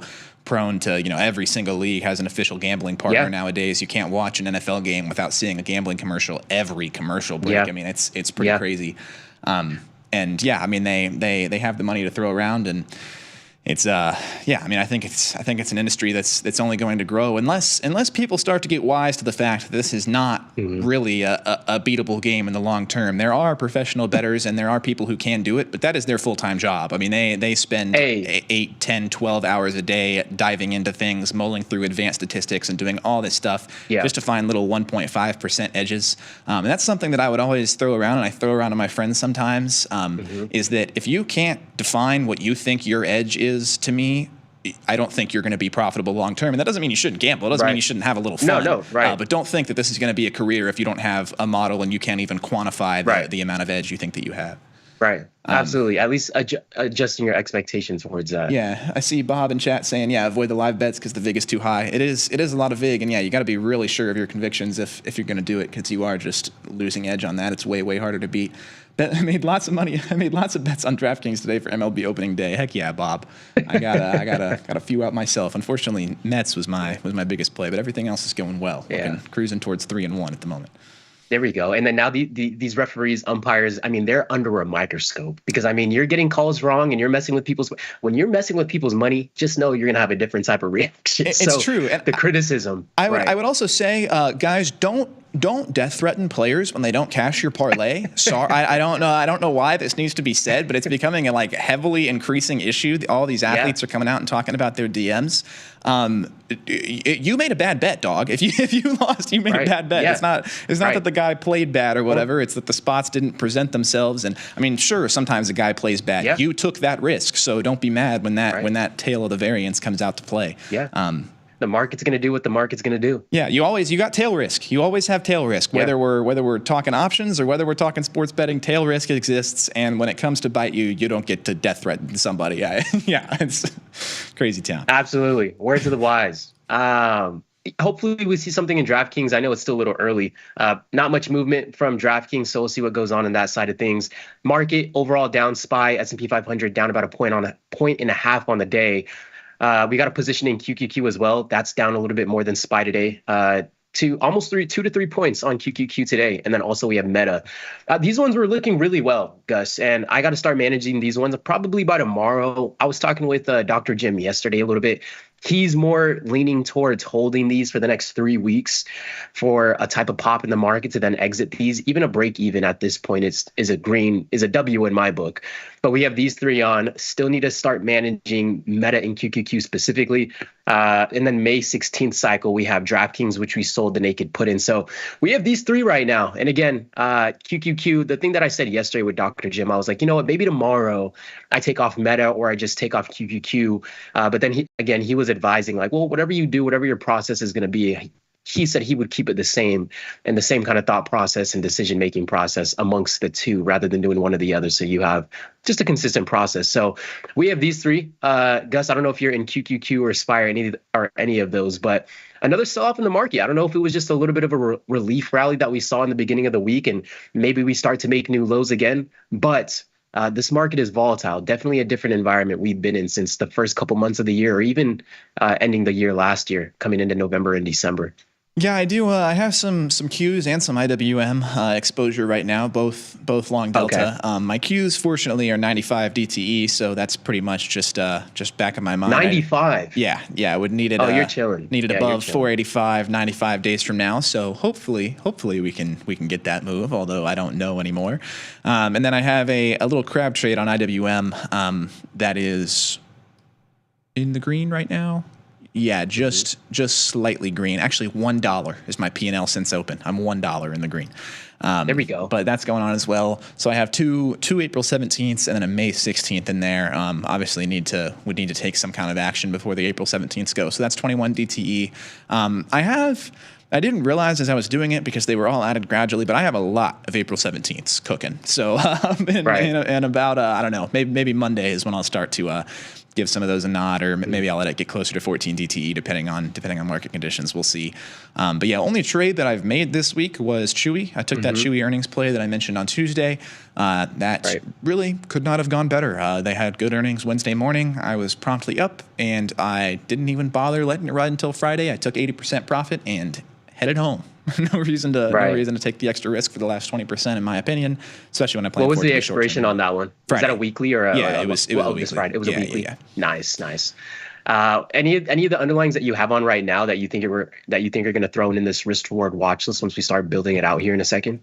Yes, I would say so. I don't. There's nothing. I don't know if there's anything that I have options open specifically on, but I do have some things that I would like to add to the watch list that I have shares in.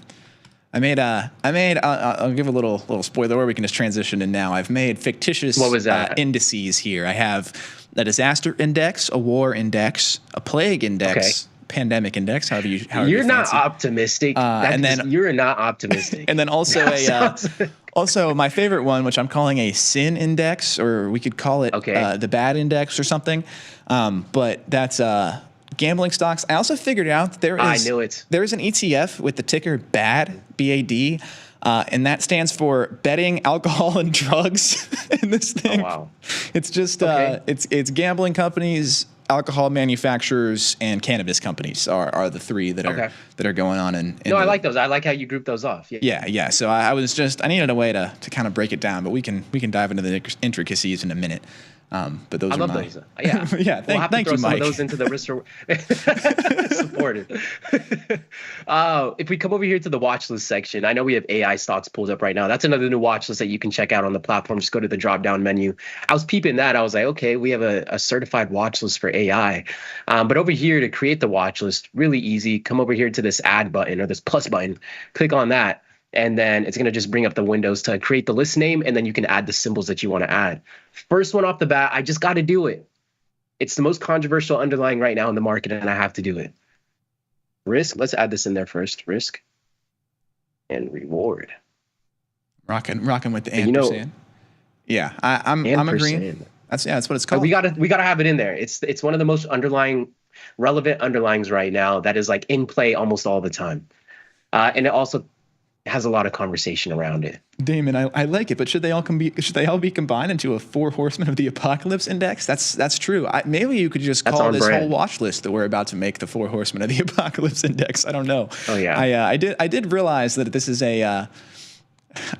what I've put together is sort of a gloom and doom sort of list here, but it is a gloom and doom. We like risk. You want to take a little bit of risk. The most volatility comes through in the most uncertain times. So, oh yeah. Okay. Also, boring ads. Do we want any ETFs? We want to SPY or Qs or LWM, anything like that? I think we have to. It's only right. I'm gonna lean towards SPY was always Old Faithful, but it's been turning into QQQ now. So we can go SPY or QQQ. Which one do you lean towards? Yeah, we can do Qs. I'm fine with that. Okay, let's do it. Let's roll with the Qs then. Yeah, I generally, kind of all three are pretty interchangeable to me. If we can add this. And yeah, throw stocks out, guys. If you guys have anything you want added, we'll add it. We don't have a lot of structure going here. I would float Waste Management as my favorite sleeper stock, old WM. Really? Okay, that's a sleeper build. Yeah, I'm telling you, WM's an earner. I feel like having it on this watch list, there's going to be some days where everything is red except Waste Management, and I get to say, there's my GOAT. The other one, QQQ. Who is your GOAT? LeBron or I don't mean to start this right now, but I'm just curious. LeBron and careful, you know where you live. It's true. It's true. I got a very concise argument on this, so I can give it real quick. I think that Jordan is the GOAT. I think that he is the greatest player of all time, but I think LeBron is the best player of all time. But what does that mean? I think that LeBron is the best player to ever touch a basketball, but I think that greatness is a broader term that involves accolades that being 6-0 in the finals contributes to, and doing all of the winning stats. Everyone likes to always say, "Oh, well, you're just counting rings." Is Bill Russell the GOAT? Right. But yeah, Jordan, what he did in the era he did it, undefeated in the finals. I think he's the greatest. But I do think LeBron is the best basketball player ever. That's my take. Oh, that's a good take. It is a good take. There's a fine line in there. I think that and I just got one question. What is the best player, as in skill wise? Like Jordan, he got another level of skill, a different level of tenacity than we've seen in the game of basketball. That's what you're saying? I was saying, is that in the ballpark of what you were saying, or where were you getting at? No, I'm saying kind of the opposite. I think that LeBron is more skilled. I think that if prime LeBron and prime Jordan played each other, I think LeBron would win. But I think that there is more than just skill that goes into greatness. So that's kind of my whole argument, is that LeBron is the most skilled. We've never seen anybody better than LeBron pick up a basketball. But Jordan is the greatest because greatness has, like Alexander the Great. You know, if Alexander the Great was 4-6 in his battles, they wouldn't call him Alexander the Great, would they? That's true. That, when you put it that way, that ends the debate altogether. I just threw in DraftKings so we can keep an eye on the speculation market. So we threw in DraftKings. I threw in NVIDIA as well, just because NVIDIA is another one of those stocks that I feel is still relevant and it still has a lot of volatility. I agree. But that's what we have so far. I agree. How about some VIX? Good. Some VIX. Yeah, I got to pay attention to VIX. Yeah, you were over here trading VIX. You were buying some spreads on VIX. You were making money on it too. I will trade VIX. Bro, yeah. Every time, and it's funny because you're trading the VIX. I remember I would ask Nikki sometimes, or Dr. Jim, like, yo, do you guys ever just trade volatility sometimes? They're like, no, if I try to get exposure to volatility, I usually do X, Y, and Z. And then we're hopping on. You're just long in VIX. I'm the opposite. I'm simple brain. I want exposure to volatility. Right. I'll just buy or sell the volatility. It's right here. I can just trade it. Yeah. Alexander the mediocre. Okay. Yeah, exactly. They're a LeBron fan. You get it, Mike. All right. How about what else we got? You want to do? I got cannabis ETFs listed on here. What you got? Most relevant cannabis ETF. Let's throw one in there. There's two. Well, there's three, but I've excluded the one that has a lame ticker. So the two that we have to choose from are YOLO and MJ. Okay. Michael Jordan or YOLO. YOLO just brings me back to middle school. It just brings me straight back to middle school. Y'all ever heard the motto by Drake? Oh man. Oh, I can word for word. I could go bar for bar. Bar for bar, word for word, stock for stock, underline for underline. Everybody's probably like, "What are they talking about?" The motto. Y'all gotta. It's one of those you have to be there to know. That's that old Drake. That's that pre-Kendrick beef. That's way pre-Kendrick beef. We'll go with. I just went with MJ, so we got a marijuana underlying in there. I think another one that we could do. We do have Tesla. I really liked Rivian. I'll stick to the top EV for now. We got VIX in there. We have, and let us know if you guys have any more suggestions we could throw in here. You want to get some like foreign, like a China or Europe ETF going here? Yeah, let's get a China ETF in there. I want to throw in BABA too. I know it's not the ETF, but sure. I'm gonna throw in BABA in there. And it's China NVIDIA. What do we got? Anybody got a China ETF for me? iShares China ETF. Give me the ticker. MCHI. You could do the semiconductors ETF as well. I believe it was SMH. That's right. Yes, SMH. Right. We'll keep an eye on that sector as well. Yeah. Speaking of some SMs, how about give me SMR? Let's get some nuclear in here. SMR. Nuclear Power Corporation. Yeah, SMR is some SMR. Yeah, small modular reactor is what they manufacture. I like a fitting ticker. FXI, I'm not sure. I gather that IEUR is going to be Europe, and I'm down for that. You want to throw that in? Which one is that? IEUR. Yeah, I assume that's perfect. FXI, chemical industrial company. iShares China large cap ETF. Yeah. FXI. throw that on in there. Google wanted to tell me about Fomex Innovations. So shout out Fomex Innovations for your matching matching ticker there. We got a few in here. We got time for one more. Let's get one more in there. And then we'll pay attention to these underlyings week in, week out. We'll even put on some of these positions too. Yeah, let's go. Let's get some pharma. What do you fancy? Novo, Big pharma. Lilly, Pfizer. Let's go. Let's go Pfizer. Sure. And then let's go Pfizer. I'll sneak in Lockheed Martin as well. Give me some LMT to go in there. Some LMT. Well. We can get that in there. Got to have the military industrial complex working for us here. Okay, so we got Tesla, we got Waste Management, QQQ, DraftKings, NVIDIA, the volatility index, MJ, marijuana stock, BABA, some exposure to Chinese companies, SMR, SMH, semiconductor ETF, some Pfizer, and some LMT, some Lockheed Martin. What is Lockheed Martin? They're a military industrial Lockheed Martin. They do like the F-22 is their plane. Okay. And the F-35. Those are Lockheed things. They make missiles and bombs and guns and you name it. Lockheed. When we wrap back around to the next segment, we can throw Disney in there. I like that one too. We'll get some exposure to Disney. We'll do that. I know we added Apple as well. I was debating on Meta, but I know those Mag 7s. I was like, do I really want to be that guy right now? Yeah, I'm kind of the same. Like, I feel like if you got Qs, like you're basically just just the Mag 7 ETF at this point. It's whatever. Absolutely. Anything to add before we wrap today, Gus? No, nothing to add. Hoping I can get out of here and get to my flight. Everybody, prayers up for low traffic on 55. That's what praise up for Gus. Everybody praise up for Gus. But no, that's gonna wrap it up for today's segment. Again, whenever we circle back around here next week, we will have the risk and reward segments that we'll be getting into.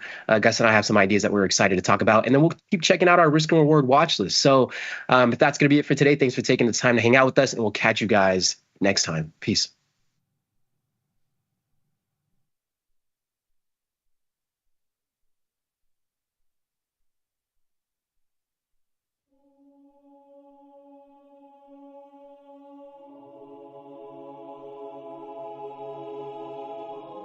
I'm running Snow Leopard with this.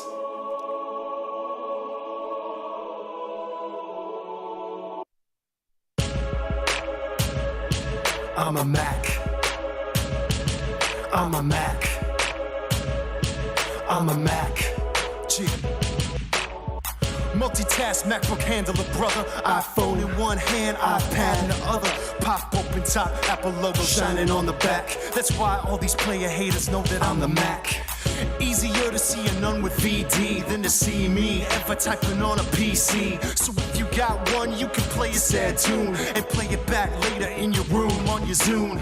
Windows made to break, and I'm here to crack it. And if I'm a Mac, that means that I'm immaculate. Style so clean like it's disinfected. Clean surfaces where white light is reflected. Plastic case, Apple Store, keep my phone protected. Check my toolbar to see if networks are detected. Use my side swipe, applications hidden in it. This is Mac world, bitch, you're just living in it. I'm a Mac. I'm a Mac. I'm a Mac. I'm a Mac. I'm a Mac. I'm a Mac. I'm a Mac. Roll into the coffee shop, know I'm on a power trip. Strapped with my laptop and my own power strip. Eye outlet, about to make your cable drop. Apple logo shining off the marble on the tabletop. So if you see me, then you seen a star. Any place I sit down, call that the Genius Bar. Looks like I'm working hard, but to really know the truth, just taking pictures of my fine self in photo booth. Interface simple, why I need a Kindle. Working on that pad keeps my fingers mad nimble. So if you think I come up short, you must be wrong. More than one reason that these ladies call me Justin Long. I'm a Mac. I'm a Mac. I'm a Mac. Yeah, Justin Long, son. You catch that?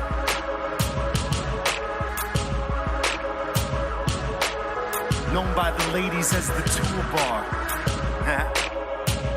10-hour battery life. Force.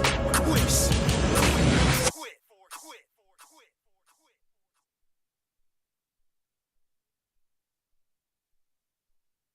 Oh, yeah. Tasty Nation, good morning.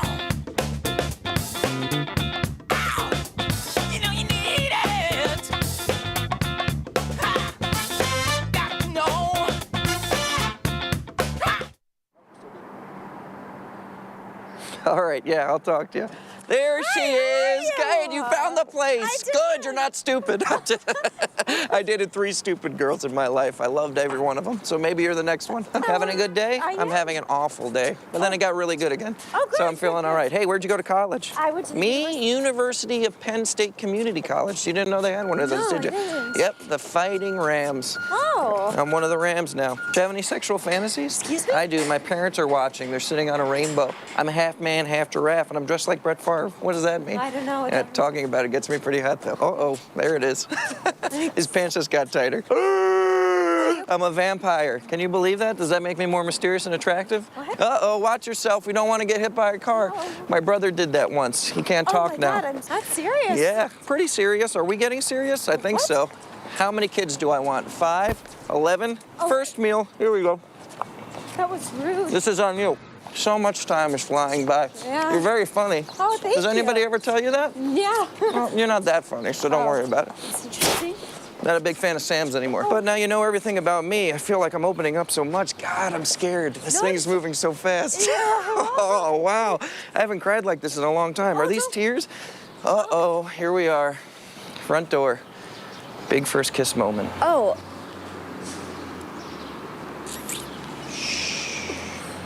This is just moving a little too quick for me. You're a great kid.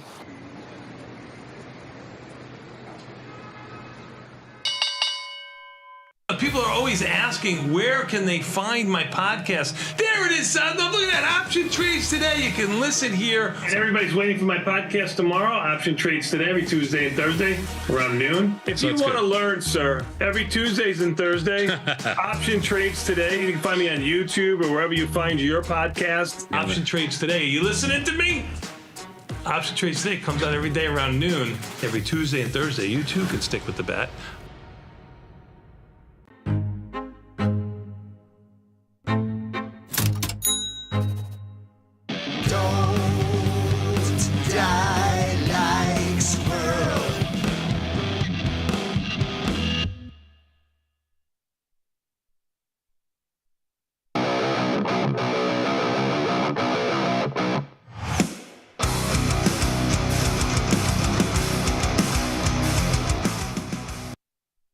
Oh, yeah, it is Thursday, March 27th, a little bit after 5 p.m. Central Time. The best time, you know what that means. It's time for Tasty Live's evening show, a little podcast called The Price of Truth, the show where we like to explore the incentives that govern our world. Shout out to everybody watching on tastylive.com. Shout out to everybody watching on Tasty Trade desktop and mobile application. But if you want to be part of the discussion here, did we get it? Did we get it? I don't think so. If you want to be part of the discussion that you're going to see on your screen at some point, I just missed it. That was my fault. My apologies. I always forget which finger to use. I always forget which finger to use. If you want to be part of the conversation that's happening on your screen, then do us a favor. Head on over to Tasty Live's YouTube channel and hop in the chat. Start bashing your skull, phalanges, metacarpals, whatever is available to you. To start typing in characters and spoof the Google algorithm into putting us in front of as many people as possible. Resharing the screen for the people in the booth. My apologies. Thanks for your patience. Teams is making me nervous, man. This thing is not looking like it wants to have a good time today. But speaking of the people, we should say what's up to the people. What's up, everybody in the chat? Katan, I see you. Brian, the YouTube goat, how are you, my friend? Victoria, great to see you. Sleepy Mocha, all the degens, I agree with that. Soul Train, Eric O, what's up? Shout out to you. Ton, Zebra, and all of you savages. Shout out to all of you. What a day, what a day. I almost panicked. I'm not going to lie to you. There was a point at today where I kind of kicked myself, like, why didn't you just sell futures and bring your portfolio deltas down? Like, why are you flirting with this? But they let me get away pretty easy today. So Not a bad day. S&P down 1/3%. Soul Train says tomorrow up day. All right, before I get going on my whole shtick, that's all I want. Let's do this binary predict the future. It's a 50-50 chance anyway. Do me a favor, everybody, in the chat, tomorrow, up or down. You don't need to tell me 1/4%, 0.5% in either direction. We don't need to do the magnitude of the move. All I want is your binary direction. End of the trading session tomorrow, up or down. And we'll go S&P just for kicks because I know there's some variance between the majors. S&P up 1/3%. The NASDAQ was down 1/3%. Nice job, Victor. The NASDAQ down around 2/3%. The Dow Jones, your grandfather's favorite index, down 1/3%. And the Russell down a little bit more than 1/3. Let's call it 2/5%. VIX, my babies, a little bit elevated at 1869. I don't like to do the percentage change of the vol. I think it's a bit silly because it's already an annualized percentage measure. So we'll just say it was up to 1869 here today. And VIX, forward VIX future, the active month J, up to 19. Take a quick look at the VIX term structure, which I had up a little bit earlier before we started the show. But again, very, very normal VIX term structure here. And I would call this an elevated VIX term structure as of today, right? 19 is the lowest, and this sort of elevates itself up to 20.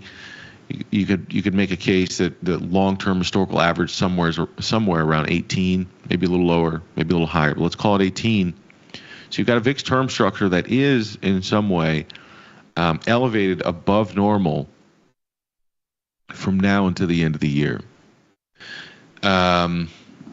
which personally I think makes sense. I think we had a little bit of that conversation yesterday. I want to say Chris brought up the point on term structure. I think he was talking about both price and whether or not it makes sense to be in contango versus backwardation. I think it probably makes sense right now to be in contango. I see no real reason for like this super elevated fear right now that would bring us to backwardation. It doesn't seem like you have real capitulation out there in the market, real fear, real reach for protection in a meaningful way for the market to see that fear dissipating within the next 3 months, which is what you would need. So I think the normal term structure makes sense. The normal term structure above long-term average also makes sense to me. And when I say make sense, it means that's probably at like, somebody gave you an over-under. You could go over-under or push. I think the market found in my personal opinion, your opinion might be it's always at the right level. My personal opinion is it's at the right level. It's not cheap. It's not so expensive that you just have to sell it. You just have to pound the short side of like VIX futures or just vol in general. So I think it's probably found a decent level here. And what do you expect at a vol of like 20? What's that? A little bit more like 1.25.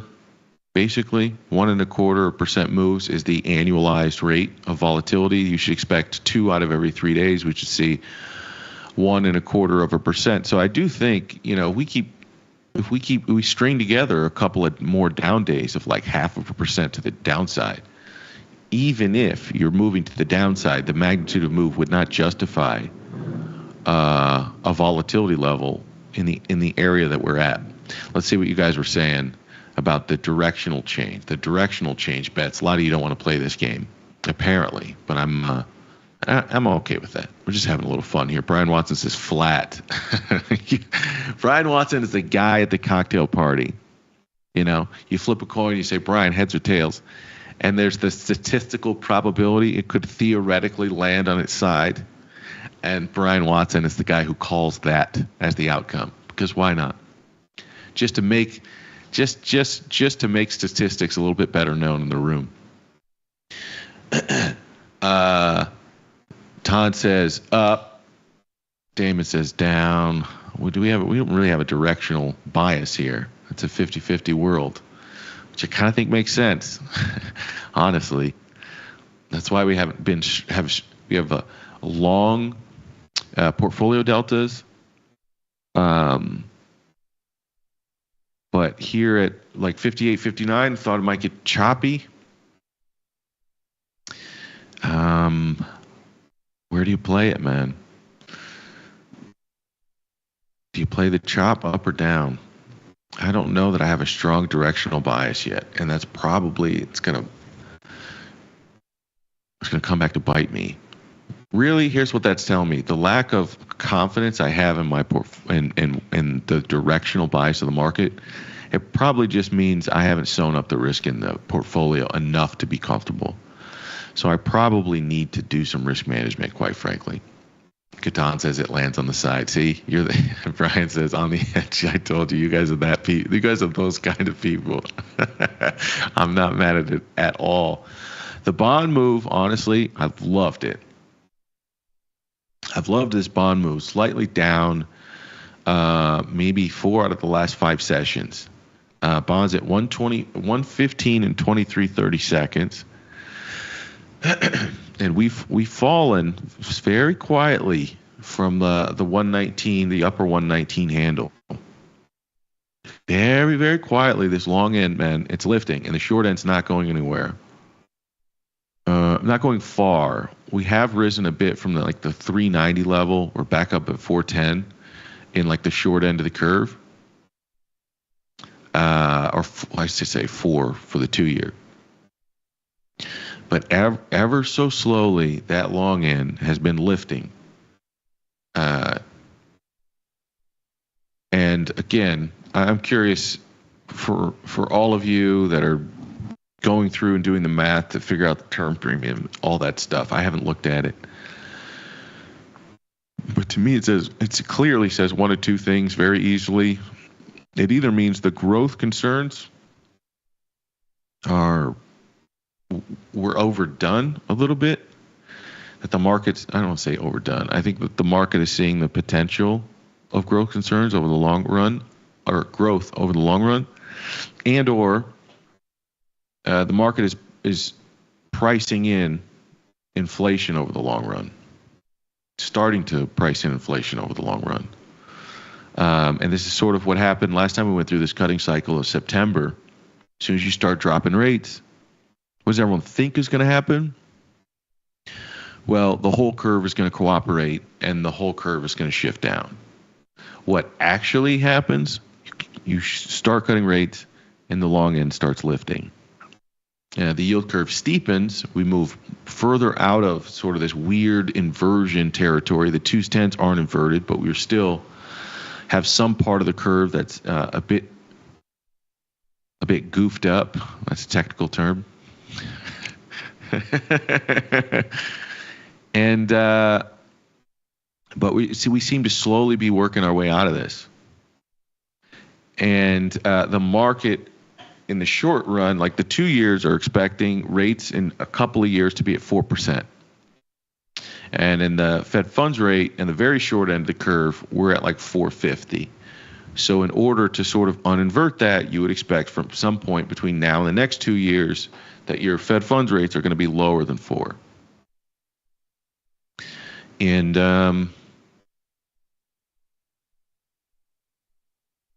the question is, as they continue to drop those short end rates, do you continue to see long end lift? And I have no real reason. You know, I know there's some theories here and elsewhere about like it depends on what the cuts are. I don't know that I buy that. I think the long end keeps going up. You know, it's like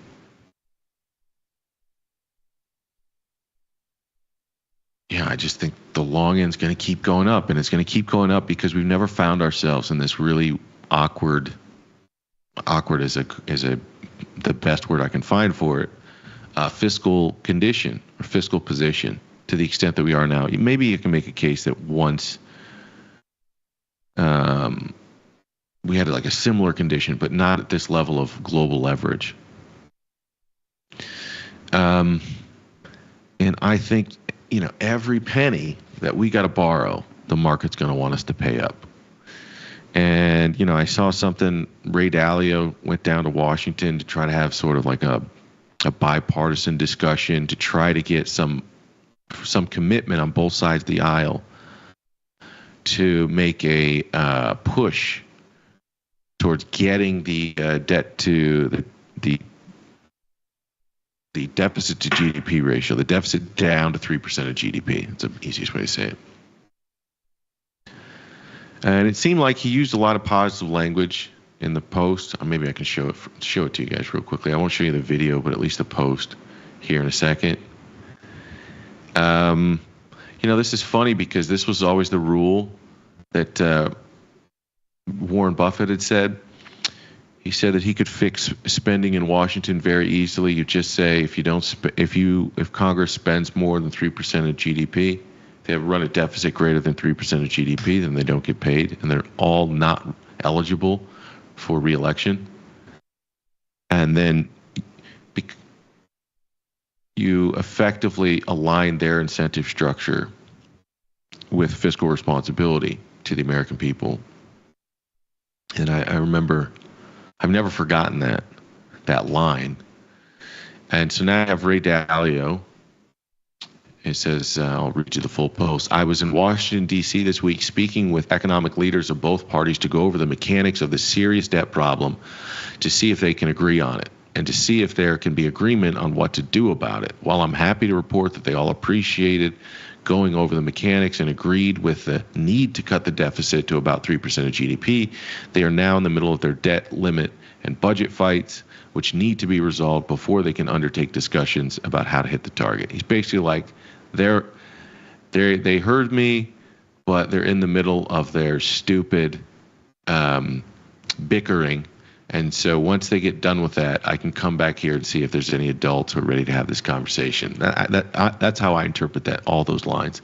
Interestingly, there was some openness to have people make the 3% pledge and even setting up a bipartisan commission to figure out how to achieve it. Stay tuned. Yeah, man. So what are we running? I think we're running something like 6 or 7%. I think it peaked 7, but I think we're somewhere in the ballpark of 6%. So that's cutting it in half, man. And you know what that is? That's wealthy people saying, I'll fund your expenditures, but you got to make a commitment to get this under control. And without that commitment, I'm going to fund it, but I'm going to fund it at rates you're not going to like. And if you're trying to avoid the debt doom loop here, you better play ball. And the question is whether we have, do we have government participants that understand at some level the debt markets tell you what to do? At some point in time, you might think you have some very powerful government position. But whenever you are, there's this movie that I love, this old school movie, and in it there's this line I never forgot. I saw it as a kid, probably too young, and he said, in this world there are buyers and there are sellers. And that was a very impressionable line on me as a kid. And then when I got older, I realized really there are debtors and there are creditors. That's like the buyers and the sellers line is a good line to get you to learn to be an entrepreneur. The debtor versus the creditor, you learn that part, you've learned how power dynamics work throughout the world. And like, bro, you might think you got a really important job as a U.S. senator or House representative or even a president. But when the bond market starts talking, you better shut up and listen. I think to some extent, the bond market is now starting to whisper. And if we don't yell, it's gonna raise its voice. And I don't think anyone wants to see what happens when we get to that point. And the unfortunate thing about it is with certainty, the path that we end up on is cutting services. We've already gone down that path. But the very likely outcome here is cutting services, and and likely, you know, this is the thing that I don't think enough people talk about. I've tried to talk about it a few times here, but like there's this, you know, sometimes in markets you go, oh, I didn't see that coming. That was a black swan. There was no way I could have known. And I think about Social Security out there on the horizon. And I've tried to talk about this a few things. There's just this massive cliff that's out there on the horizon. So the CBO says sometime in like 2033, I think was the latest estimate, 2033, 2035, something like this. We basically can't pay those bills. And we have all these boomers that are now in the tail end where they, you know, they're twilight years. They're going to need a lot more health care and, you know, expecting pensions and Social Security. And at that exact moment, in 5 years or so, let's call it 5 to 10 years, we're going to go broke. The Social Security account's going to go broke. We're not going to be able to pay it in full. And we have to decide what to do then. So at that moment, we have to decide, unless we've hit some miraculous growth trajectory, we have to decide at that moment, are we going to tax citizens more somehow, either spread it around, tax the wealthy, or you just print money to cover the liabilities.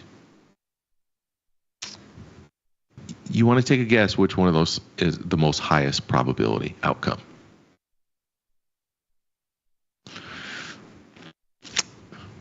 And I think like it's the most obvious. It's one of the most obvious problems that we have coming up, and nobody's talking about it. Nobody wants to talk about it. And it's nobody's just going to go tax it, right? Nobody's just going to go say, okay, hey, you have money, I'm going to tax. I'm going to take it. Because what the other side, what capital's going to do is you go, even if they would be open to this idea, it never comes without strings. That's the debtor or creditor trap. Nothing is free in this life. So you know what happens? You want money to fund your current Social Security expenditures. You're going to reform it in the future, and you're going to change the retirement age, and who knows, probably something else, probably some other give-ups. But that's what happens, man. Like, our government's not just going to go take it from somebody. You know, these people fund their campaigns. And that's why I love this story. There's a story about Ken Griffin. I've told this on this channel before, but there's a story about this conversation between Ken Griffin and J.B. Pritzker, who were like sworn political enemies while Ken Griffin lived in Chicago, the wealthiest person in all of Illinois. And there's this story that was printed in one of the Chicago business magazines, from Ken Griffin himself. He said this was the story. J.B. Pritzker denies it, that when J.B. won the governorship, he comes in to have a meeting with Ken Griffin, and he effectively said something like, what can I do to make sure to earn your support? It wasn't like that, but it was something to that extent. And what Ken Griffin says is, he said, if you do something about pensions, which meant you need a amendment to the state constitution in order to adjust the state pension plan, which is one of the reasons we sort of have debt. We had debt downgrades. We have a really bad pension situation here in Illinois, and it's reflected in our credit rating. And so the stated conversation was, you do something about that, about the pensions, and then you have my support. In other words, and he goes, not only will I not get in your way, I will support you. And in that reading between the tea leaves, he's effectively saying, you reform pensions in a way that restores creditworthiness to Illinois, and if you do that, I'll freely give you the tax money that you need. I'm not going to stand in your way of an additional wealth tax or whatever the case may be. And this is, again, Ken Griffin's accounting of the story, according to the Chicago magazine, which you can look up. J.B. Pritzker denies that this was the conversation. And the story that I've told on this before, it doesn't matter if it's true or not. The fact that Ken Griffin tells you the story is it's telling you how he thinks about the problems that are out there, which is that if you want more taxes from me, you've got to tell them to give something up that is of equal value. And that equal value is you need to reform existing commitments. And not only do you need to reform existing commitments, but you probably need to change the retirement age and change this whole system to something that makes sense, and from his point of view, on a go-forward basis. And I ultimately think that's what's coming up, man. You know, this cutting stuff around Medicare and all this stuff, that we're flirting around the edges, but none of this stuff is going to get us to 3%. And if they are going to make a pledge, both sides of the aisle, to get to 3%, you need to understand what comes on the other side of that. And we got this big-ass cliff of Social Security hanging out there in a few years. You need to understand somebody's got to do something about it. If not now, then at some point in the future.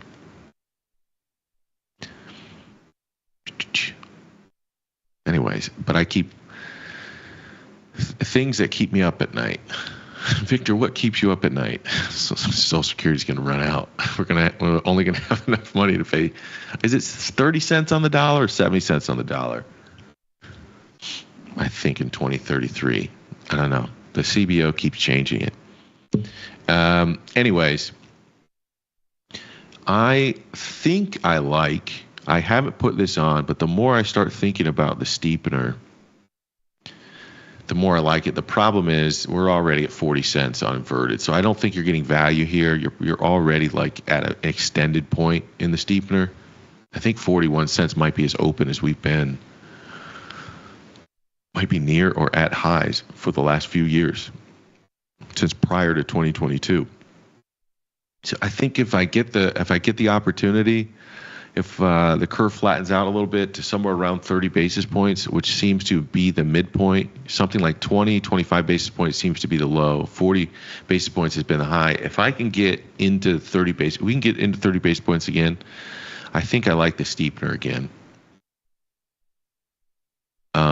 I don't know that this is going to be a big trade or a big winner, but I do like the idea of putting myself on the steepener side. The more I think through this, and I especially like it after that bond rally up to 119. If I was a smart guy, I would have put it on at that point. I've waited a bit, so I'm not getting great price. So I'm not going to go FOMO here and just jump into the trade. But if they give me 30 basis points again, I think I'm going to hop in on the steepener trade. Let me see what you guys are saying real quick.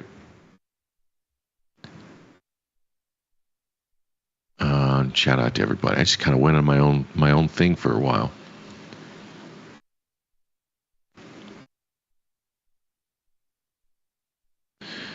So like when a member of Congress says once that they support term limits and then never does anything about it or mentions it again. I know, man. Bro, it's so obvious. I mean, that's the hardest thing, you know. The hardest thing about knowing like a handful of things that are like the obvious things that we need to do. And it's overturn Citizens United. It's impose term limits. It's align remuneration of government with the outcomes of their term. It's raise the remuneration. In my personal opinion, I think these people shouldn't make 195 grand. I think they should make a lot more. And I think if we pay them a lot more, we've got a better chance of making it a job that some of our best and brightest who go to school, maybe they're not creating sort of new forms of financial innovation. Perhaps some of them are coming up with policies to make the governed lives a little bit better. I think like there's just a handful of things that are sort of obvious low-hanging fruit, but it goes against the interests of those that back those in power. And that's why it's so damn difficult to get those things done. But it ultimately means, again, to go back to the prisoner's dilemma, that those that you elect have to be willing to go against their own long-term interest. So if you elect them and all they care about doing is getting reelected, that they're going to act in their own self-interest. But if you elect them and they care about being accountable to what you elected them for, then perhaps you get movement in this stuff. But it has to be like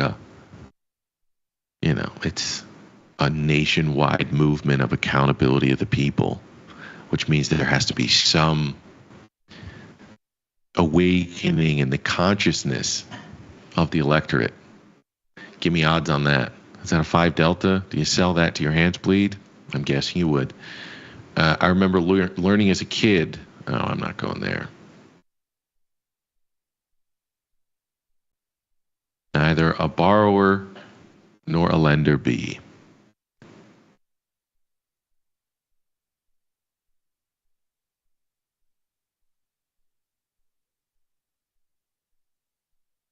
I always thought the cap on Social Security earnings was stupid, realized it was crap when I first exceeded it. And the payments, too. I mean, just such simple stuff we could do. Always change the definition of rich to include you. Yeah, that's very true. Though the skew of wealth right now is so obvious. They kind of have. I listen sometimes. I would listen. I don't want to go. Sorry, I slipped into this little political rabbit hole for a second. I will get myself out of it. But I remember being on one side of the aisle. I had always been a registered independent, but I had always, 100% of the time, voted one direction. And I remember that there was a time when I'm like they're talking on my behalf. They're talking on my behalf. And then there became this point in my life where I'm like, shit, they're talking about me. It's like, we need to do that to people that make this amount of money or that amount of money, or people that do this, like they trade in the stock market or whatever. And I'm like, oh my, you guys don't like me now. You know what I'm saying? I can't not like myself. What kind of logic does that make? And there was sort of this weird awakening. It was like, bro, how did that happen?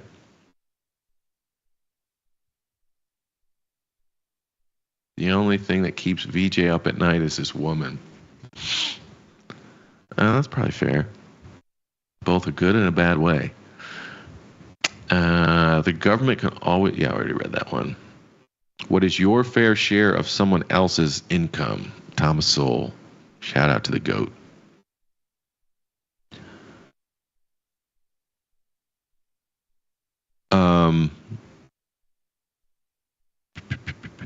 I do think that's true. But I think people don't understand. I think people really do not understand that the game theory of the game theory of the way a lot of traditional conservatives think about capitalism, you are at late stages, bro. You are at a very, very late stage. People have figured out how to pick the lock. And money is not rotating in the economy to the extent that people think. I tried to explain this. I was explaining this to my wife the other night. Yeah, I don't want to go that direction here. It is a hard problem to fix. And it is a hard problem to fix while keeping our values. But it is a problem that must be addressed. We are simultaneously, living in an age of abundance while also cutting services for the poor. And we're doing that under the guise that there's all this fraud and waste and abuse. And it is true. But you need to understand that's not the poor's fault. If I'm poor, I wanted help, and some person created a nonprofit to skim off government money and left me with crumbs. The problem is still there. And so by cutting off taxpayer money to all these, these people that just sit and feed on the government teat and don't really pass it through to anybody or solve the problem that they intend to solve, It's good for people that don't have to waste tax dollars to do it. But the problem, the underlying problem is still there. And that's, I think, what we're forgetting. When people are cheering all this cutting of quote unquote waste, fraud, and abuse, nobody's going, hey, but what about the actual problem? We're not doing anything about that. And that's going to, it's likely going to get exacerbated here.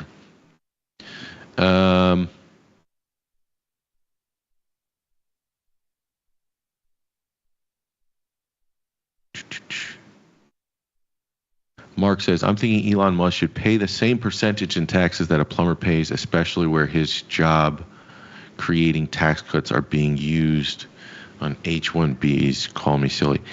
I don't know if you guys have read or have been following this guy, Gary Stevenson, at all. If you haven't, he's a pretty interesting person to follow. I don't agree with everything he says, but he's an interesting guy. A former trader at Citibank, who left the bank, has now started a YouTube channel called Gary's Economics with the explicit sort of intent to try to teach people about the underlying dynamics in the economy from his point of view at a simple level. And his message is pretty simple: tax the rich, a wealth tax. And I know it probably makes a lot of people in this chat sort of recoil.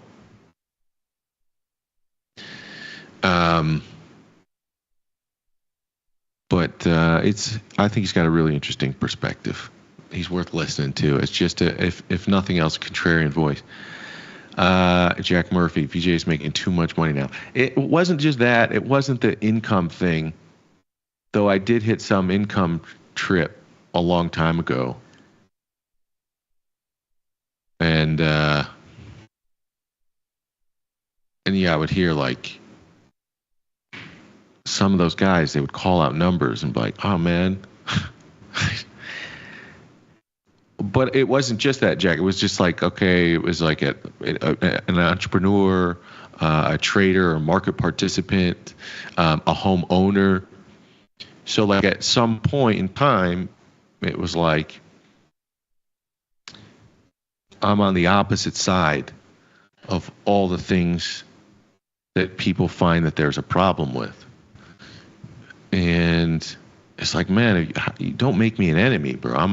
I've always been on the side of like this liberal sort of side, and then all of a sudden, you know, I was trying to get out of the same condition. I didn't want to be in the condition I was in or my family was in. So I made choices to get myself out of that position.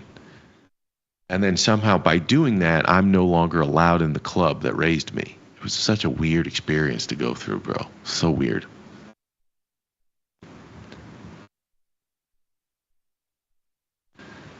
What about all of us that paid into it? I'd be happy with all my money back with SPY returns on my investment. I know. Go do the math, too. That'll blow your mind.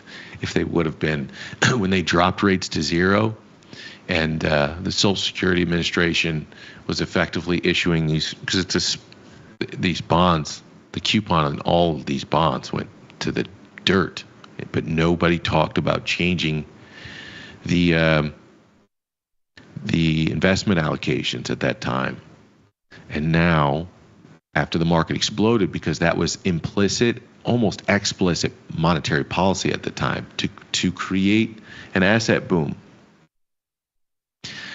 You know, that plan did not participate in it at all. And we never had a conversation about it. That's so crazy to me. Anyways, we'll go back to a few of these underlyings. Tesla had a decent day. It was a wild day, quite frankly. Up 0.4%, but not so much for the other automakers. GM down 7.3%, and Ford not as bad, but down about 4%. Sub $10 Ford. Do you take a stab? I think it's kind of brutal.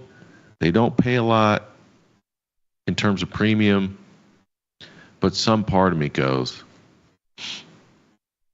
you got to take the flyer. And I'm going to tell you why you take the.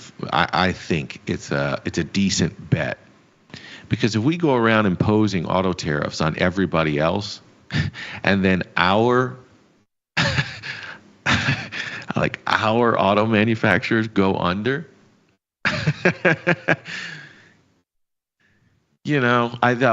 think the incentive structure is against that outcome. So at some level, if these stocks get cheap enough, and I know I shouldn't just be doing price, I should be doing market cap, but if at some level these stocks get cheap enough, there's probably the incentive structure to buoy them in some way. We're on the hook now. Do you take a stab at any of these things? I know a bunch of Tesla bros are going to say, no way, man. Ford is a $40 billion company right now.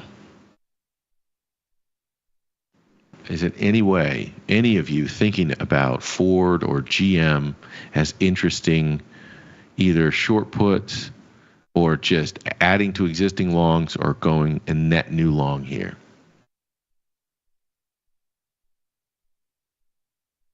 What do you think of Tom's short tariff trade by buying Ford? I think I didn't see his rationale here, but I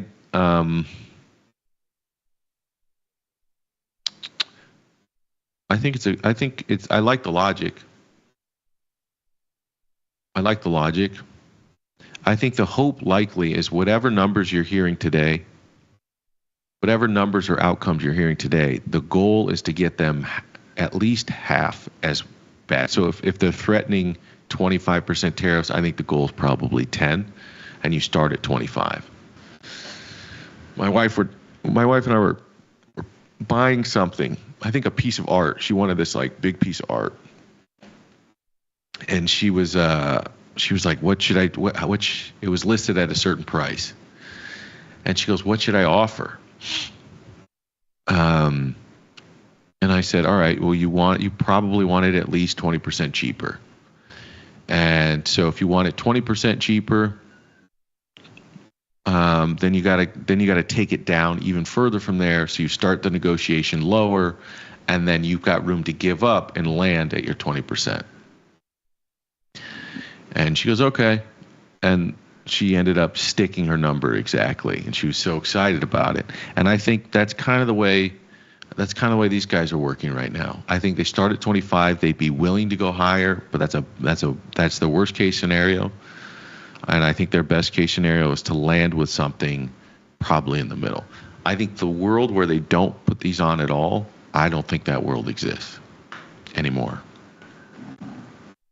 I put it this way. That's a bold statement. I would say that's no longer the base case. I think when we came into this was a negotiating tool. There was a base case that you get out of this, which is pure negotiation and very low levels of implemented tariffs.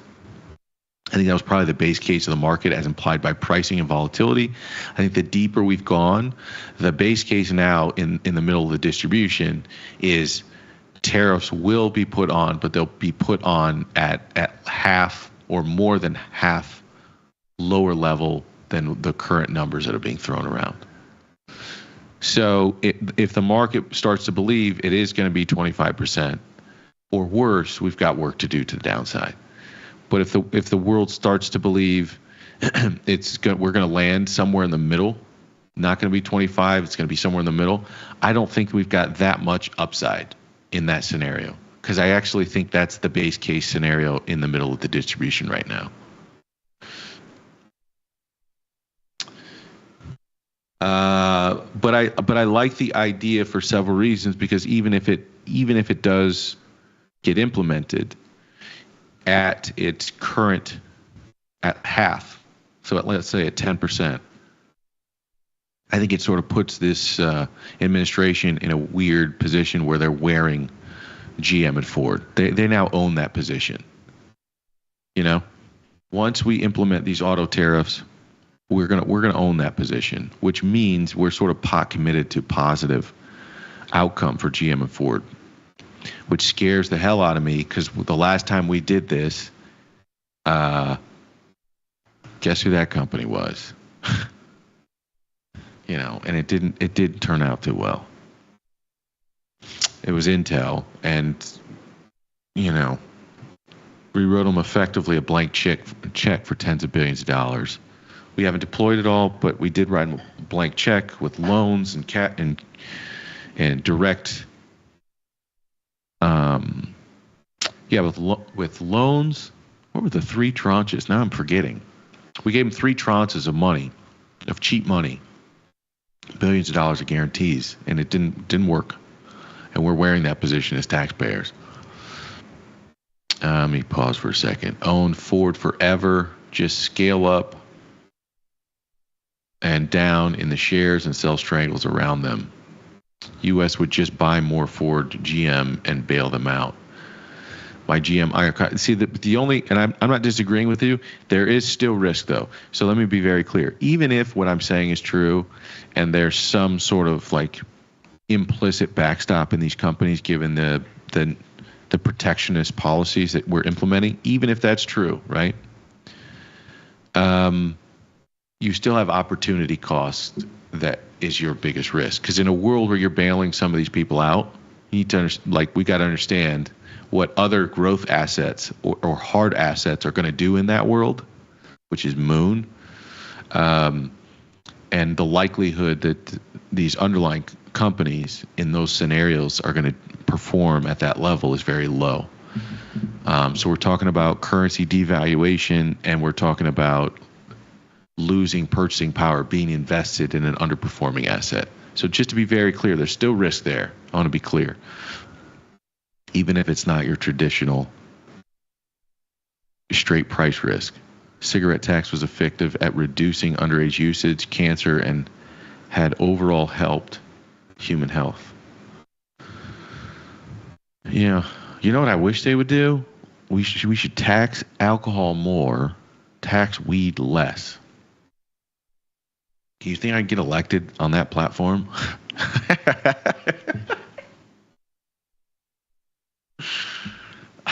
I think I could. I actually think I could.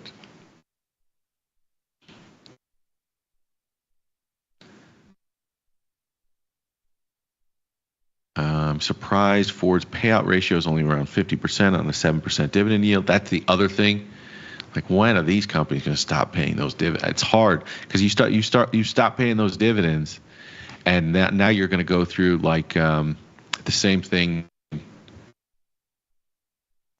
Who else went through that? Wasn't it GE? Who had to stop paying those dividends and got murdered because of it? I think it was. I think this was that point where they stopped paying those dividends.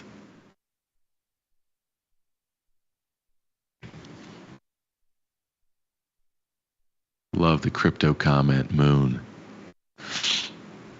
Oh yeah. I mean, I'm going to be 39 here soon. I try not to do the cringe style where you try to use all the language that the Zoomers use and try to keep yourself young in that direction. I'm not a big fan of that. No disrespect to anyone who does it. But I think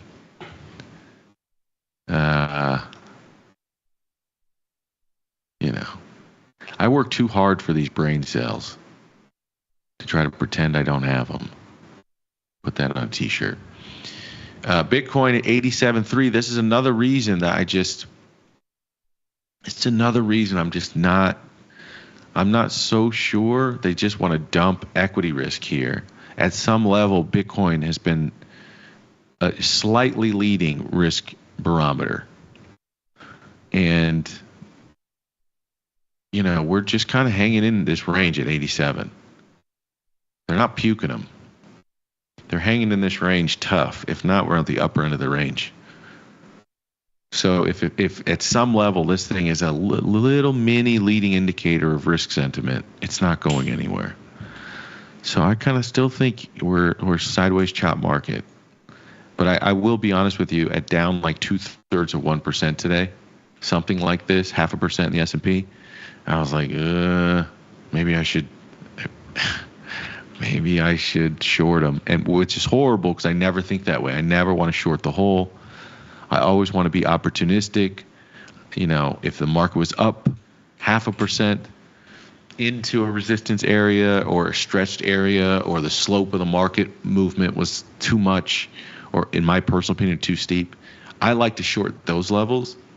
I do not want to be shorting something that's already down most of the time. Speaking of which, GME got obliterated today. Absolutely obliterated. This one, though, I think on dilution, though, right? I think they're going to sell some stock to pay for Bitcoin. So, which is really interesting, right? Because they make the announcement of the new strategy, market gets excited. Then they lean into that liquidity, which then they're going to take and reinvest back into their strategy, which is to take that money into to buy Bitcoin. And the, you know, so if the move was bona fide, how could you not? Why would you not be just as enthused today as you were yesterday? You know, if it was a move that made sense. I'm going to be very careful the way I say this, because I'm not hating on the move and I'm not hating on the participants. I'm just saying from my own personal perspective, if you loved the strategy as an investor and it wasn't just a pure gamma squeeze, it wasn't just a pure let's ride this thing to the upside, then them doubling down into your liquidity to buy the Bitcoin, in theory, bringing Bitcoin's future returns into its net present value, you should be more excited about that today, in theory. I'll read you a short snippet. This is coming from CNBC here. The meme stock plunged 22.1% following an almost 12% rally the previous session. The reversal came after the video game chain announced plans to raise $1.3 billion through the sale of convertible senior notes in 2030 to buy Bitcoin. Under the sale, a round of convertible debt will require issuing 46 million additional shares of GameStop. There it is. There's the dilution. Okay. 46 million additional shares of GameStop, bringing the company's cash up to $6 billion from about $4.8 billion, according to a Wedbush analyst. We suspect share price will drift lower prior to the issuance of the convert, particularly given that the convert investor will receive a zero coupon. Is everybody going to, this is crazy. A zero coupon, and will be required to have faith that the GameStop meme phenomenon will persist for another 5 years. I do think we're setting ourselves, dude, if they're going to cut rates here, man, and the long end doesn't go nuts, I just don't get, how are we not priming ourselves for another just straight up asset boom?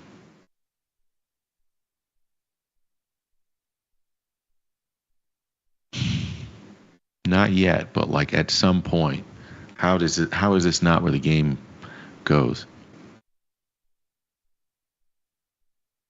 With GameStop already trading at more than 2 times its cash holdings, it's unlikely that its conversion of cash into Bitcoin will drive an even greater premium, Pachter said. Oh, that makes sense.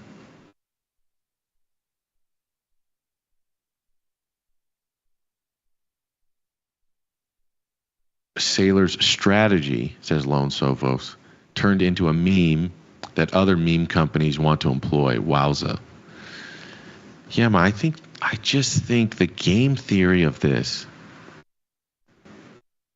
if we can't get out of this, if we're in a situation here where our fiscal situation is going to continue to deteriorate, companies are going to look to protect the purchasing power. Now, here's the problem. If you put your money to work in CapEx, or you're putting your money to work in capital expenditure in a highly uncertain environment, if you put your money to work in stock buybacks, which is possible, you're going to have another or a continued bid in the market. If you put your money to work, say, I'm not going to hold these high levels of cash. Let's find a way to hold this in something that will maintain its purchasing power or even be accretive, like even get the street excited about how we're holding this. Then you start talking about Bitcoin. And I just think it's a monkey see, monkey do. Why would you? Companies in dominant market positions are not going to try, don't necessarily need to take that risk, and they likely won't. But if you're in a mid-tier position, if you're, or anything below that level, why wouldn't you take a flyer? And I think they will. I think this will continue to become a trend. And, you know, this is not going to end with just Michael Saylor and MicroStrategy. You know, states are looking at doing this. You know, if you're running a surplus and then other states in the union aren't being as fiscally responsible, and the federal government's not being fiscally responsible, and the surplus that you're running and the cash and the reserves that you're holding on behalf of the people are getting smoked, what are you going to do about it? And we could go down the line with all, you know, different nation states and things of this nature who will likely be presented with that same decision point. And I'm not saying it's a good decision, but I'm saying if you present enough people with that choice, you're going to start to get more people that move in this direction. And if they're positively rewarded for moving in that direction, well, what do you think happens then? And then you set this chain reaction off on this asset with limited supply.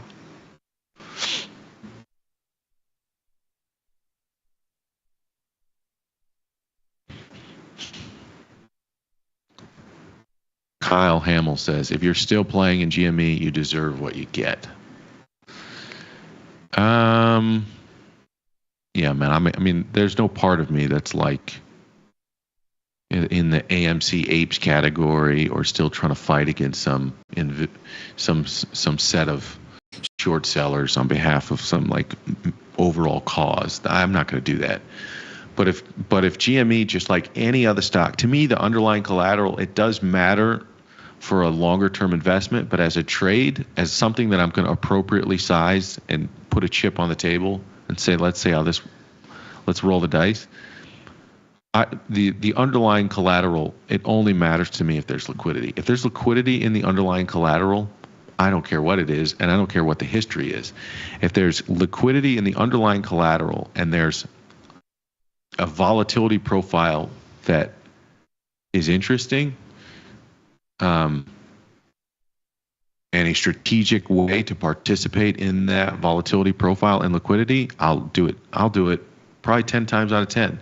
I would not be afraid of coming in here and fading GME or selling GME puts if it got cheap and vol was crazy expensive for whatever reason. I don't think that's the case right now, you know. But I do agree with you. But I think that point, Kyle, probably applies to anything. If you play anything, you deserve what you get. You deserve the consequences of your choices because you get to keep. It's like everything's a mirror, right? It's a risk and reward. If you get to keep the reward of your choices, then you got to wear the risk. So I do agree with what you're saying, but I would apply it more universally, quite frankly. Diamond hands. Oh my God, I could have gone the whole rest of my life laid back trader without ever hearing that phrase again. Thank you for bringing that back, that blast from the past up. You know, it's funny to think about sort of human nature, how we keep doing these stupid things, not only in politics, but like in price. We just keep doing these stupid things like those NFTs. And the only reason I got to the top of my mind is because of this diamond hands thing. We tend to mistake technology we tend to misprice when there's an introduction of new technology. And sometimes, like it's if you see things through first principles, it's easier not to get caught up in that hype. And when people kept coming to me and talking about NFTs, what did I think about them? This is the question I asked everybody. I go, if you wanted to buy a painting, and the painting was $1,000, a USD, and then you ask somebody what the painting cost, and you found out that they were pricing the painting in yen, would it somehow become more valuable to you? They were like, well, no. I said, okay, what if it was euros? If you found out that they priced the painting in euros, would it be more valuable? And they said no. I said, okay, well, if you have a piece of art, because all art, the original piece of art is a one of one. And this technology is that you have the ownership as a digital token now, instead of, just maybe in olden days, it might be something like a certificate or something of this nature. So the technology has changed, but the art, the thing you are evaluating is the same, even though the technology's changed. So does the technology changing or the currency used to value the underlying object, does it change the value of the object? And I think that, to me, that was so clear and obvious, that just because you tell me this is priced in ETH doesn't mean it should be more expensive than a doodle that my daughter does that looks exactly the same. Like some smiley face on a piece of paper. And so I think that's where people kind of lost their minds. They forgot about that. Like, it's still a piece of art. What's the value of the art? And if there's no value there, then it doesn't matter how it's priced or what it's priced in or what technology you're utilizing to validate authenticity. None of that shit matters. You have a shitty piece of art that you paid a lot of money for. And so I never got on that train at all. But who knows? Maybe I'm just an old guy and I don't get it. That's possible. I leave that room open for that possibility.